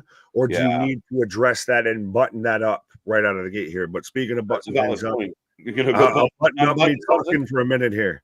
There you go. Nick's going to go unbutton something or buttoning. I don't know. But folks, we are in a commercial break. We are heading into the main event. Fatal four-way for the world, number one contender to the World Heavyweight Championship. Make sure you get in this chat. Don't be shy. I know we got about 100 people hanging out. Get in the chat. Say hello. Click all our links below. Follow us on all our social. We'll keep you up to date on everything that's going on the channel. We are back at this tomorrow for NXT. It's going to be a fun one. The NXT with all the fallout from Stand and Deliver. Plus, we've already seen 2 champions from NXT on Raw tonight. So we'll see what the new era of NXT looks like tomorrow. Dynamite, will we get footage? What will be on the footage? Will it be just bullshit and playfulness and another passive-aggressive jab? Or will it be legitimate? And if it is legitimate, what does it prove? What does it help? What if the footage comes back and it is, you know, Punk looks horrible. He's running around swinging a chain and Tony's fearing for his life. What's the accomplishment here? Like, it feels like a no-win situation for AEW. You show the footage and, all right, they were right. CM Punk's an asshole. But he's in WWE and he's doing just fine. So what is the purpose? Does it make you feel better? That's why I don't know if we're truly going to get legitimate footage or if it's all bullshit. I really don't know. I really wanted to hear from Drew tonight. We did. Drew said it's on site for CM Punk. Absolutely. That rivalry building is outstanding right now. Got Drew for the win. Got Drew for the win. Drew or Reed. Yeah, maybe we're overlooking Reed a little bit. Drew or Jay, I'm good with. I still love Drew. I love you, Drew. You're my boy, Drew. Hope Drew don't. Okay. All right. Craig doesn't feel the Drew vibe. I think Jimmy's a good shout. Ricochet or Bronson would be a surprise. But again, we're dealing with booking that we're not used to right now. Wednesday is revenge porn from a scorned lover. I accept that. Way to put it. Very eloquent. I thought if you win the Battle Royal, you get a title shot. Reed won, so why is he in this match, or did the rules change? I never knew that you would get a title shot off the Andre. You get the Andre trophy for as much as I know Yimmy. I did not believe it was for a title shot. No, legit footage AEW is nothing but crap. That's going to be the interesting debate Wednesday. And I guess I would continue to say we are back on Thursday for Impact, Friday for SmackDown and Rampage. But stay with us. We got so much coming your way. I know next weekend, not this weekend, the one after, we got a crazy weekend ahead with the 420 and the 421 show, as we will get some TNA and we will get some AEW Dynasty that weekend. So, like I say, folks, strap in, strap on. Make sure you hit that like. Make sure you hit that subscribe. Make sure you're a part of the family. We continue to grow by the minute. We had an amazing weekend, and you can hear it. I can barely keep it going here tonight, but a little bit more time to go after being on 30 hours in the last 4 days. So what a fun trip, but I will get back to the chat. Where is WrestleMania next year? Have not announced it yet. Rumor is Minnesota is the front runner. I believe Vegas is in the mix as well, but I do not believe there's an official answer. There never was that rule. I'm with you, Mike. I don't recall that rule. Drew all the way. I have him win in Scotland. I think him winning the belt back at Clash of the Castle was part of my original kind of plan. Damien cashes in, but Drew chases him down, gets the W in Scotland. I think it works. But next week, Andrade taking on Dom, Sami taking on Gable for the title, folks. First match announced for Battle of the Belts, Roderick Strong versus Rocky. Is that worth it? Let's be real. Again, if you want people to tune into Battle of the Belts, make it matter. Make it count. Make it worth it. As Bronson Reed come into the ring right now, the Battle of the Belts means nothing. Never has, never will. And Tony's got to make it count. If you're going to do these extra shows and try and bring extra eyes to your product, Roderick Strong and Rocky's not going to do it for you. Where's Nikki Cross? I don't know, man. I'd like to see Nikki come back. Crazy Nikki, if I had to choose. But yeah, I'd like to see her come back. Early call for Drew to win the Rumble. Ooh, that is an early call, Bama. I don't know. That's a good question. Could it be someone like Punk? People think that Punk might win the Money in the Bank, though. We'll find out.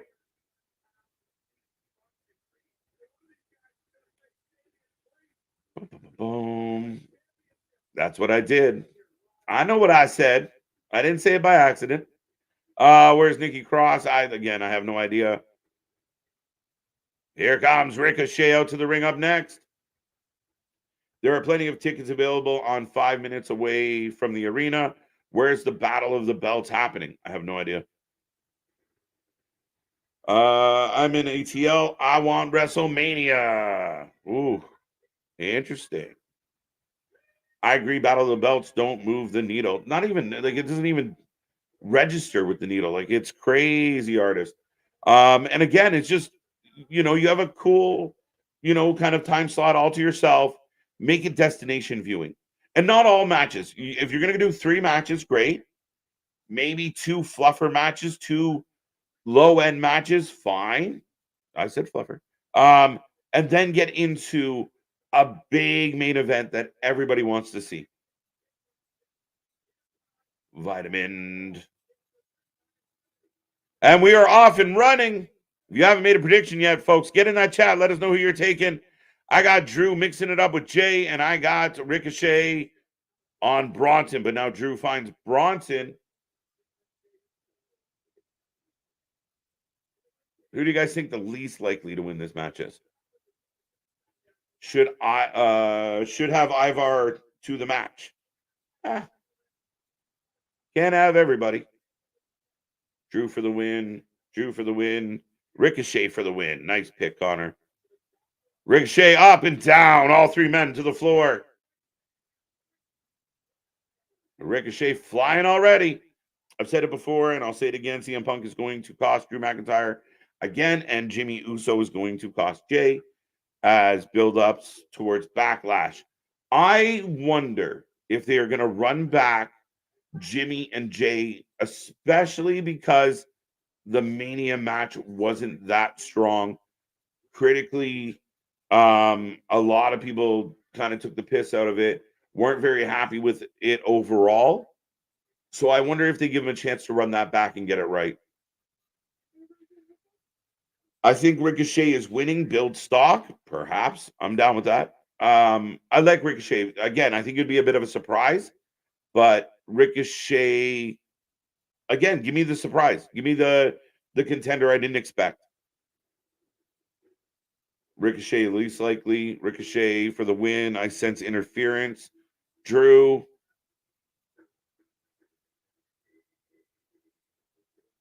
I sense interference. Adjust the tinfoil hat. Jay with the white tape from spearing Jimmy gives him a good out for not winning.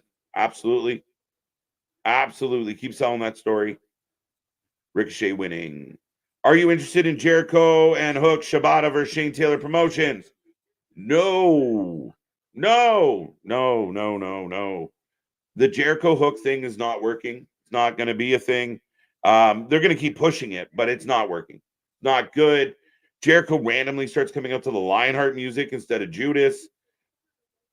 I don't like it. Hook shouldn't be involved with Jericho. Jericho needs to go on a vacation for a while. Go away. Come back later. We might miss you. We don't know. You won't go away. I don't love Jericho and Hook being involved. And it bothers me because I really like Shane Taylor promotions, and I think they're just there to do a job. That's why.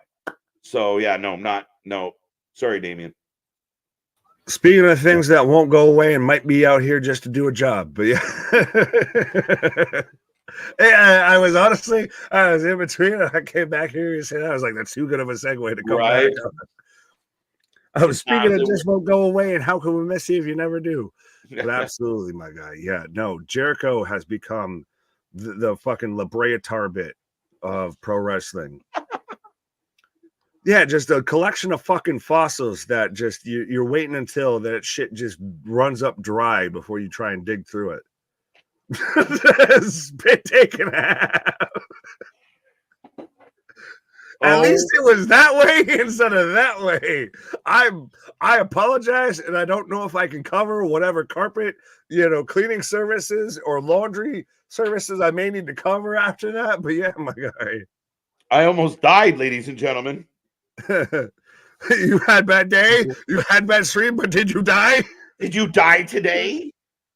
No. Okay, I almost spit it all over the plugs in the port. Wait, so that makes you Leslie Chow, and that makes me Zach Galifianakis. Son of a bitch. That was bad timing. Bad timing or great timing? It might have been great. The world may never know. Folks, let us know. Thumbs up or thumbs down if that was good timing or bad timing. Ooh, in the chat, not on the stream. And make sure you hit the like on that stream. Oh. See money out here. I don't need a timestamp on that. I gotta watch that back. I'm definitely gonna clip it. I almost died on screen. I gotta remember that. Again, you need to have the Leslie Chow. You had bad day, but did you die?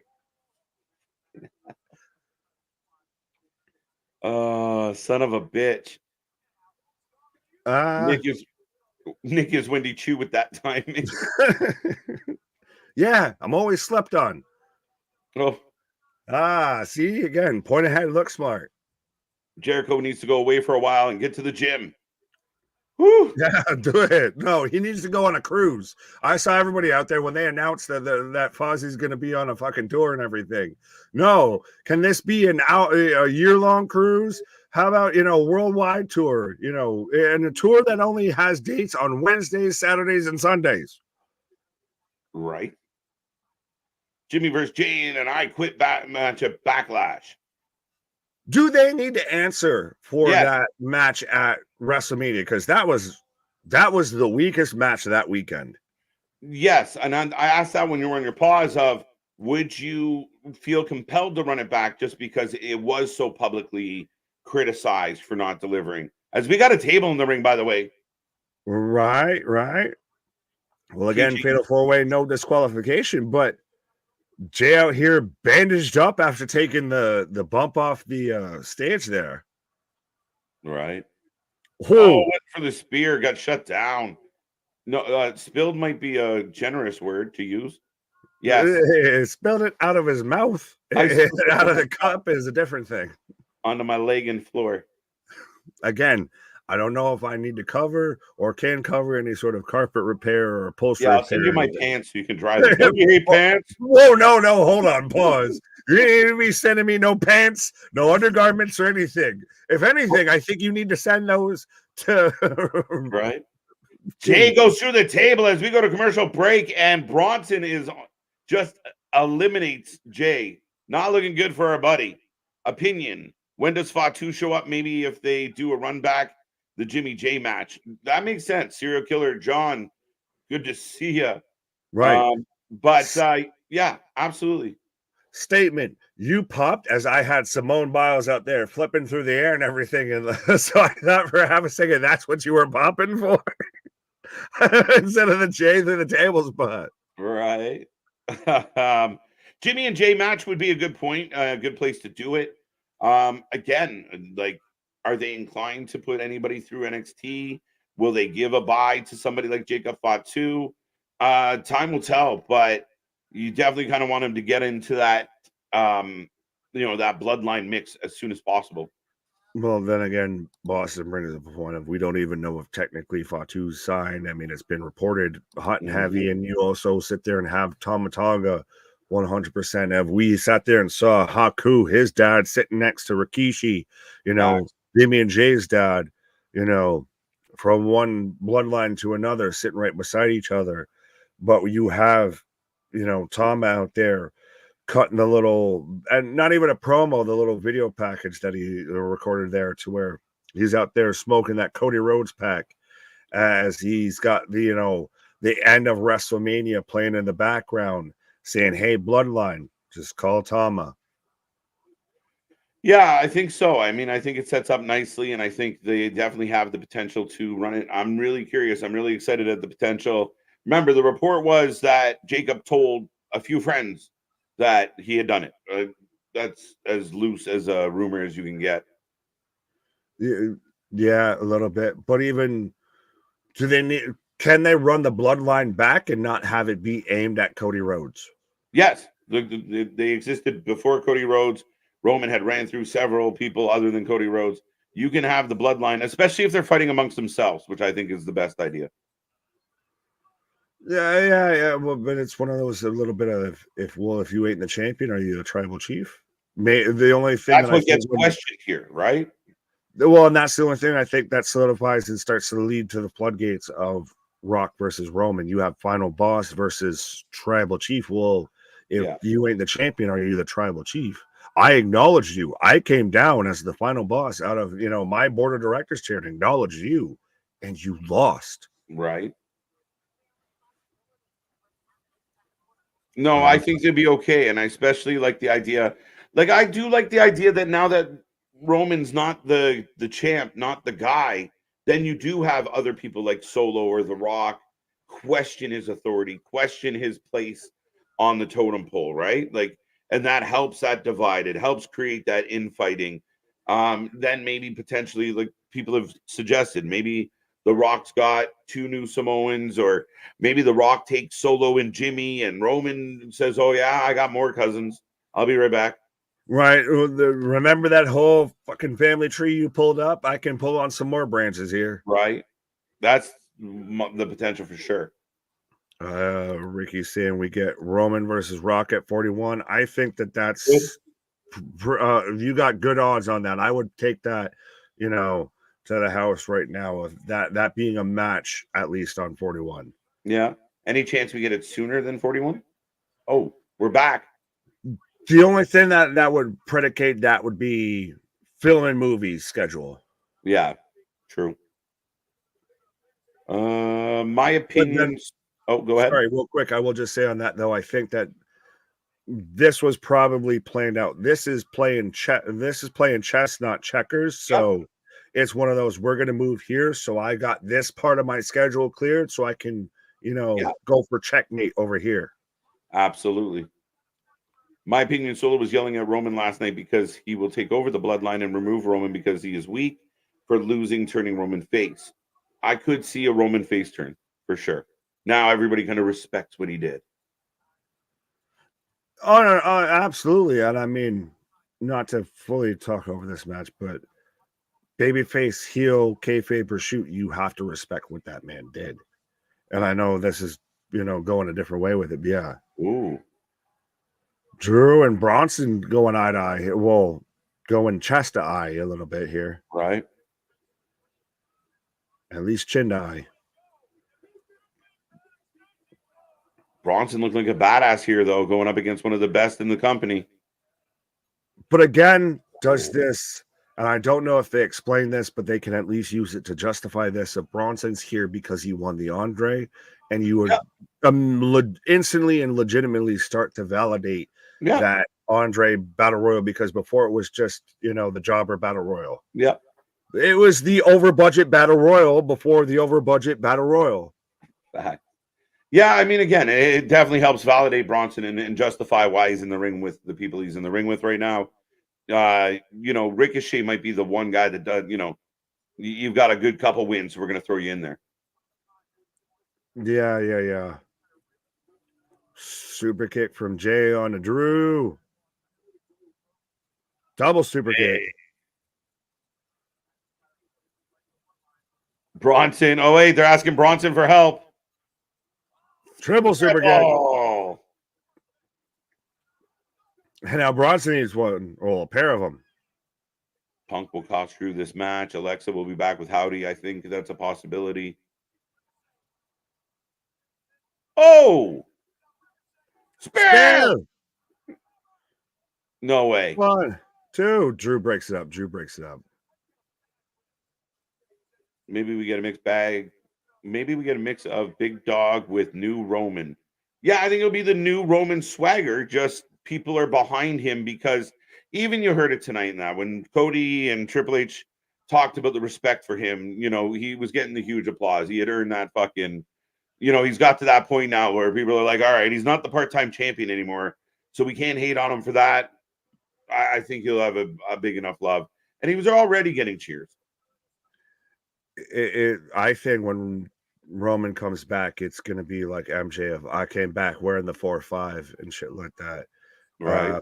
I mean, literally, it fits in perfectly. The man's got an Air Jordan deal, right before he, drops the belt and is sitting there smiling of finally somebody could actually topple me. I finally found a challenger.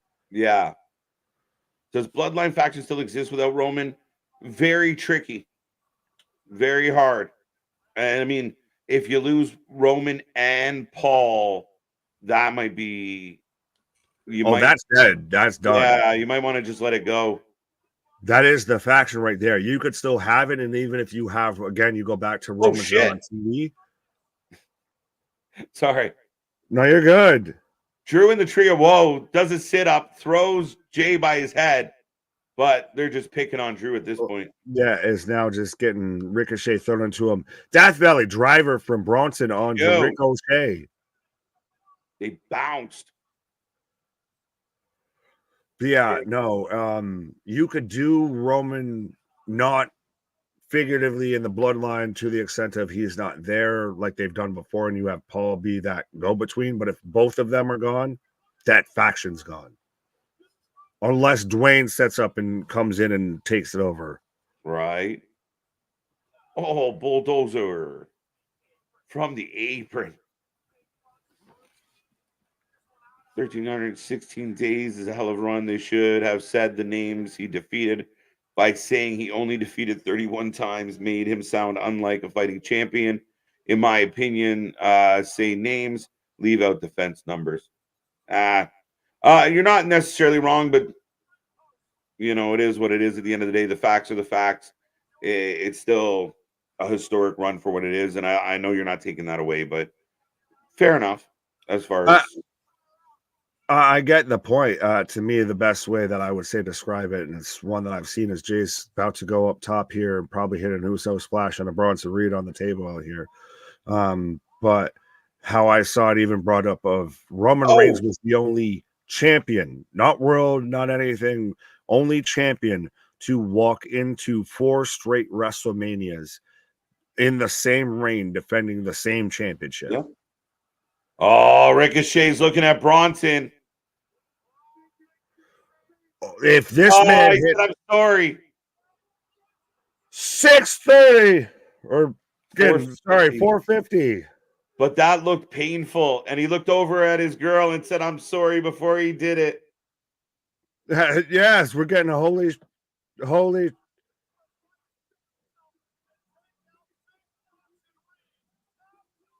hot. Yeah, the front. I don't know if he caught more of the edge or more of Bronson with that. Well, that front part of the table stuck. Oh, it feels like it's down to Drew and Jay. This is awesome. As we're about to hit run over time here. Let's go. I like instead of the, boo, yay, it's yeet, boo, or like yeet, nay. Right. This might overrun tonight. Looks like we're getting close. Well, unless this is going to end in seconds, yeah. 2, 1. Oh, wait. Ah, it's Punk! It's Punk! Twice. It's Punk! Oh! Step up from Jay! Spear! CM Punk using both arms. And then they even sat there and says twice. I thought he was saying I got 2 arms. 3. So Jey Uso is your new #1 contender for Damian Priest. Let's go. Yeah, so no brace. So Punk, I guess, fully technically back in action here.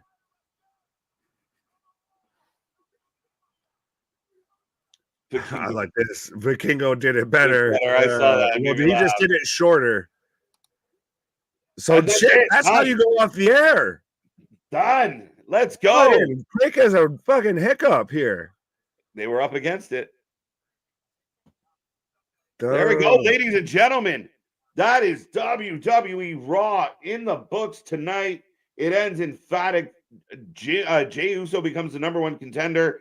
CM Punk costing Drew McIntyre again. So once was Drew McIntyre kind of being the nightmare of CM Punk.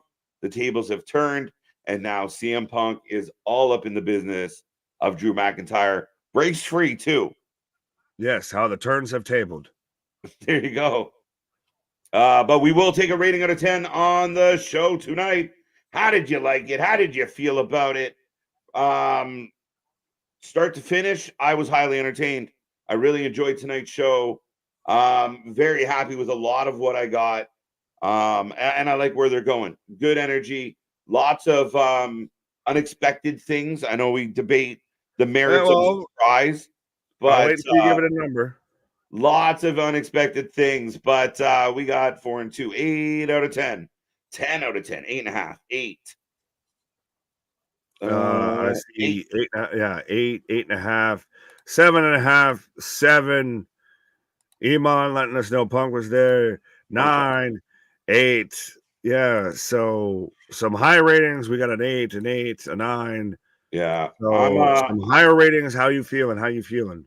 I'm in on the 8. I'm really in on an 8. I thought the show was solid from start to finish. A couple things maybe could have tweaked.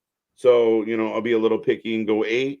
But I'm very happy with that. And I know people out there may have their criticisms. But again, I don't think just because it's not the surprise you wanted doesn't mean it's not a surprise. I thought from front to back, the show was good. They lose a mark for The Rock going 5 minutes longer than he should have.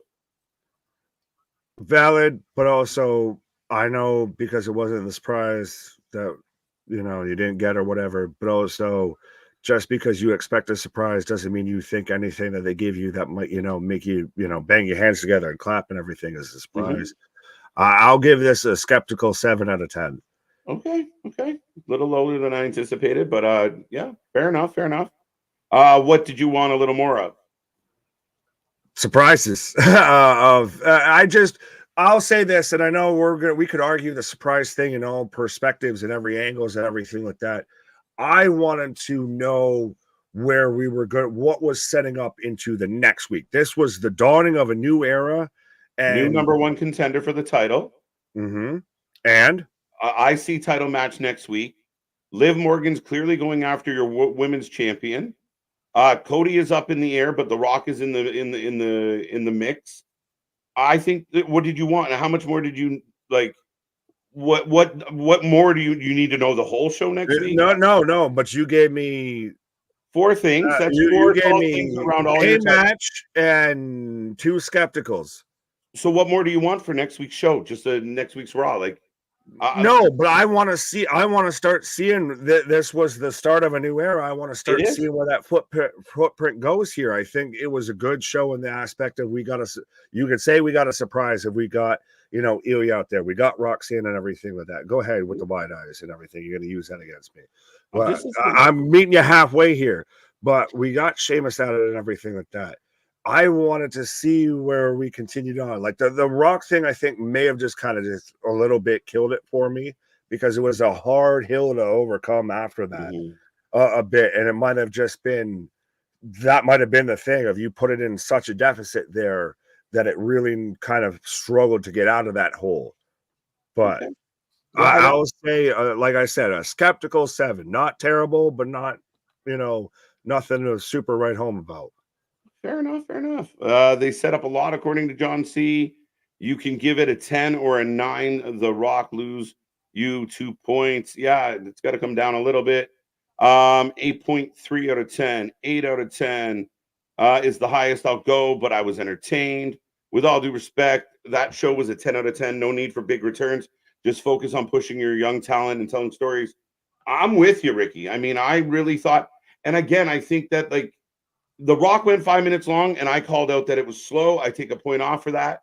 But Ilia, I popped when he came out. Roxy, I popped when she came out. When we got the Sheamus package, I popped. You know, this John Cena moment, I popped. So I think partly I thought it was a very, very strong show. I you know, sometimes feel like people are wired of like, well, you know, there wasn't this big like Braun Breaker or sorry, Braun Strowman or MJF or you know, fucking Uncle Howdy. Uncle Howdy. Like we have time. We got to build to the next pay-per-view, but I feel like we're off to a good start here.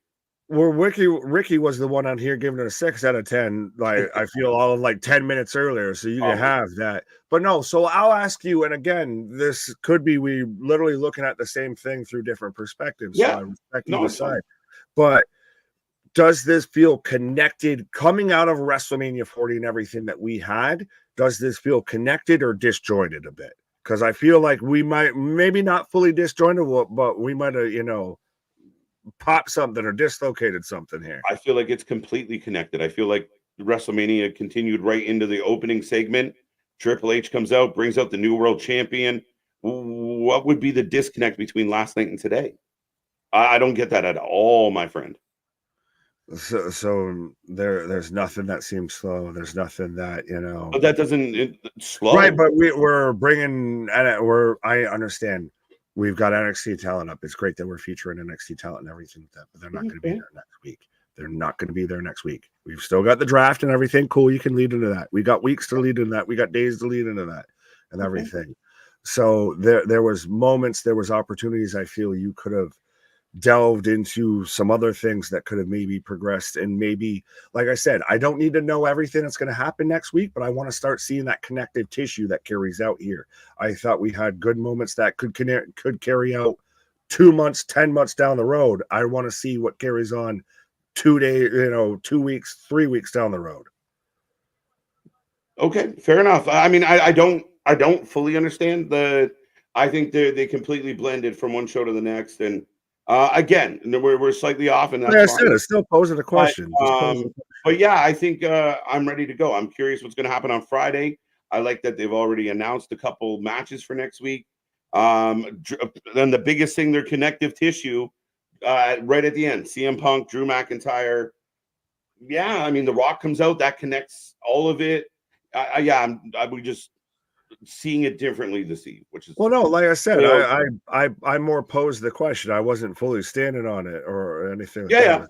Yeah, posing the question. Yeah, and my answer to that question is, I think it was outstanding. I thought it was great. Again, was it a 10? No, but again, I think sometimes we're so wired for looking for that epic pop, and after everything we got last night, tonight again, maybe Ilia or some of the NXT talent wasn't everyone's favorite surprise, but they're surprises. They're not supposed to be there. And again, every title that you have on your show set up an angle for next week and the week beyond for Backlash. Every title on that show had that moment tonight. All of them. The women's title, the tag titles, the IC title, and kind of the Cody, the world heavyweight title, the undisputed title. Kinda, but that's up in the air. But including Damian Priest title, every title on that show just got set up for Backlash tonight. So fair enough. Yeah, that's what I saw tonight. When The Rock came out, I pooped. Great. Dude, thank you for letting me know on your bowel movement, sir. Right. I am hoping you meant popped. Hoping, yeah. Everybody else, I have to poop. Definitely not a 10, but wasn't awful either. I'm with you, Luigi. My only complaint, no defined road for Cody Rhodes Friday, but maybe we get that on SmackDown. There you go, Rich. Fair enough. I guess I think it's more of even a little bit of, to me, and I fully understand, fully get everything you're saying. Raw after Mania, I want that just holy shit moment, and I feel like we didn't get anything even anywhere near that holy shit moment. Like, yeah, see, that's the fans, the preconception of the fans, right? I've created something in my head, and we've decided that on this particular night, I should get something. No. Because Raw after Mania kind of halfway called for that to an extent of a specific one. I could agree with you on that. A specific one that's a fan thing. But That's to a fan. sit there and say that, oh, well, they only built it up to the fans only built it up to where there's supposed to be a surprise on the Raw after Mania. Nah, that's to the kind of level. We got a lot of surprises though, just because. What, anybody expect Punk to be there tonight and do what he did? No. Yes, we literally had people predicting that exact fucking thing. No, especially with a brace. But we thought he would distract him. I didn't think he would grab his foot. I didn't think you could use. Yeah, I didn't think he'd tie his shoelaces together. I thought he'd just punch him in the face. That's what I was hoping for. But yeah, no, I mean, at the end of the day, I think that the direction they're going with all of this. Put all your champions on, like everything from the new era that they talked about last night was presented to the fan base today. Because we didn't get MJF or Braun Strowman or what, I don't know. But we got a lot of things that weren't supposed to be on the show, including Liv Morgan almost killing Rhea Ripley. That's your biggest surprise. Your biggest holy shit is just a chair flying across the backstage. Right. But Nate, look. Boston's with you. Wasn't his favorite. That's okay. Well, no, I was I was taking Anthony's thing out here of saying I'm agreeing with you a bit of Liv throwing the chair halfway across the room was surprising. But then again, we got The Rock. Again, to each their own. Overall, not a bad show. Solid either way you look at it. And I like the energy. I like the energy in the building. I like the way the fans feel. And that Fatal 4-Way main event, I think, was a pretty good match overall. To me, it's a good Raw. As far, and then you can say this is a fan thing, whatever. I'll take it at this point. But as far as a Raw after Mania, it's like I said, that's where it really hits that 7 note around me. Like I see what you said of it. Could be I understand it as an 8 and everything like that. So, if this was any other Monday Night Raw episode, I'm right there with you. As the Raw after Mania, so maybe I'll give it a 7. Yeah, fair enough. I mean, he feels the same way, but again, it's not that I don't think it's the fans made this up. It is presented to us as a big show, but for them, they're like, well, fuck, we gave him Ilia, we gave him Roxy, we gave him. You gave me Tuesday on Monday. Rock, congratulations, you made the fucking day go earlier. What? I was just joking. I'm saying you gave us Tuesday with Roxanne. Yeah, but you need that. And then if they don't do shit like that, people to me, that's important. To me, that was cool. To me, that is looking forward. And I loved it. And I really thought it was good. But again, I think when you go in with preconceptions that they're going to blow our minds, they gave us a bunch. Yeah, okay. But what changes our mind? What would have made that a better show is what? I don't know. I think it's okay. Listen, when I'm coming down on the vitamins of what was WrestleMania 40 night 2 and everything like that, I'm expecting a re-up instead of a come down. And that's a very good point from my friend James, that we also have SmackDown to get through. What will happen on SmackDown? I'm gonna need that smack back down on there. Plus, we got Jade. Jade was a surprise, and lickety split's worth at least a point. Come on, it means that at least we're 2 bananas in a split. Come on now. They're going to be surprised on Friday. Don't mind seeing NXT talent out there. No, you got to showcase them. Everyone's been begging. When are they going to come up? When are they going to come up? When are they going to come up? Okay, they're going to come up on the Raw after Mania. Oh, we don't want to see them now. No, I like how everyone's now telling me to calm down. 8 out of 10, Nick, you still have SmackDown on Friday. Calm, my friend. I'm calm. Like I said, I'm just coming down off that, WrestleMania high out here. I'm expecting a re-up instead of a withdrawal. That's the way it goes, man. I mean, again, them's the bricks. It's the same thing I think happened at Rumble of we got surprises, but it wasn't quite the surprises we wanted or the internet had created. So, yeah, it was a good show. I'm looking forward to where they're going with all this shit. Right. There you go. Yeah, don't expect anything. Then they'll exceed your expectations every time. We're good. What is another 3-letter company? There you go. I like the J1, by the way. But ladies and gentlemen, I'm going to make last call on the chat tonight. Thank you for joining us. We are back tomorrow for NXT. Hey, maybe we'll get some WWE talent. We'll get some Monday Night Raw. Hey, there we go. Or we will get maybe we'll get Julia, maybe we'll get Tama Tonga or all the new Samoans. I have no idea, folks. But at the end of the day, that was Raw. Not bad. Maybe not barn burning, which I agree with, but overall, we're off and running. We'll see. I'm waiting for that Samoan DLC pack to show up. Right. Greatest Raw after Mania of all time, Vince Crimey. No. There you go. Yes and no. I agree with you. He's probably crying, but greatest of all time, no. It wasn't the greatest of all time, but it was definitely way better than last year. And yeah, I mean, at the end of the day, enjoy the wrestling. Right. You can have that. I'm even mad at it. Now the folks in the chat telling me. All right. On this wonderful note from MDB, ladies and gentlemen, thank you for joining us. Come back tomorrow. Come back all week. Be a friend. Tell a friend.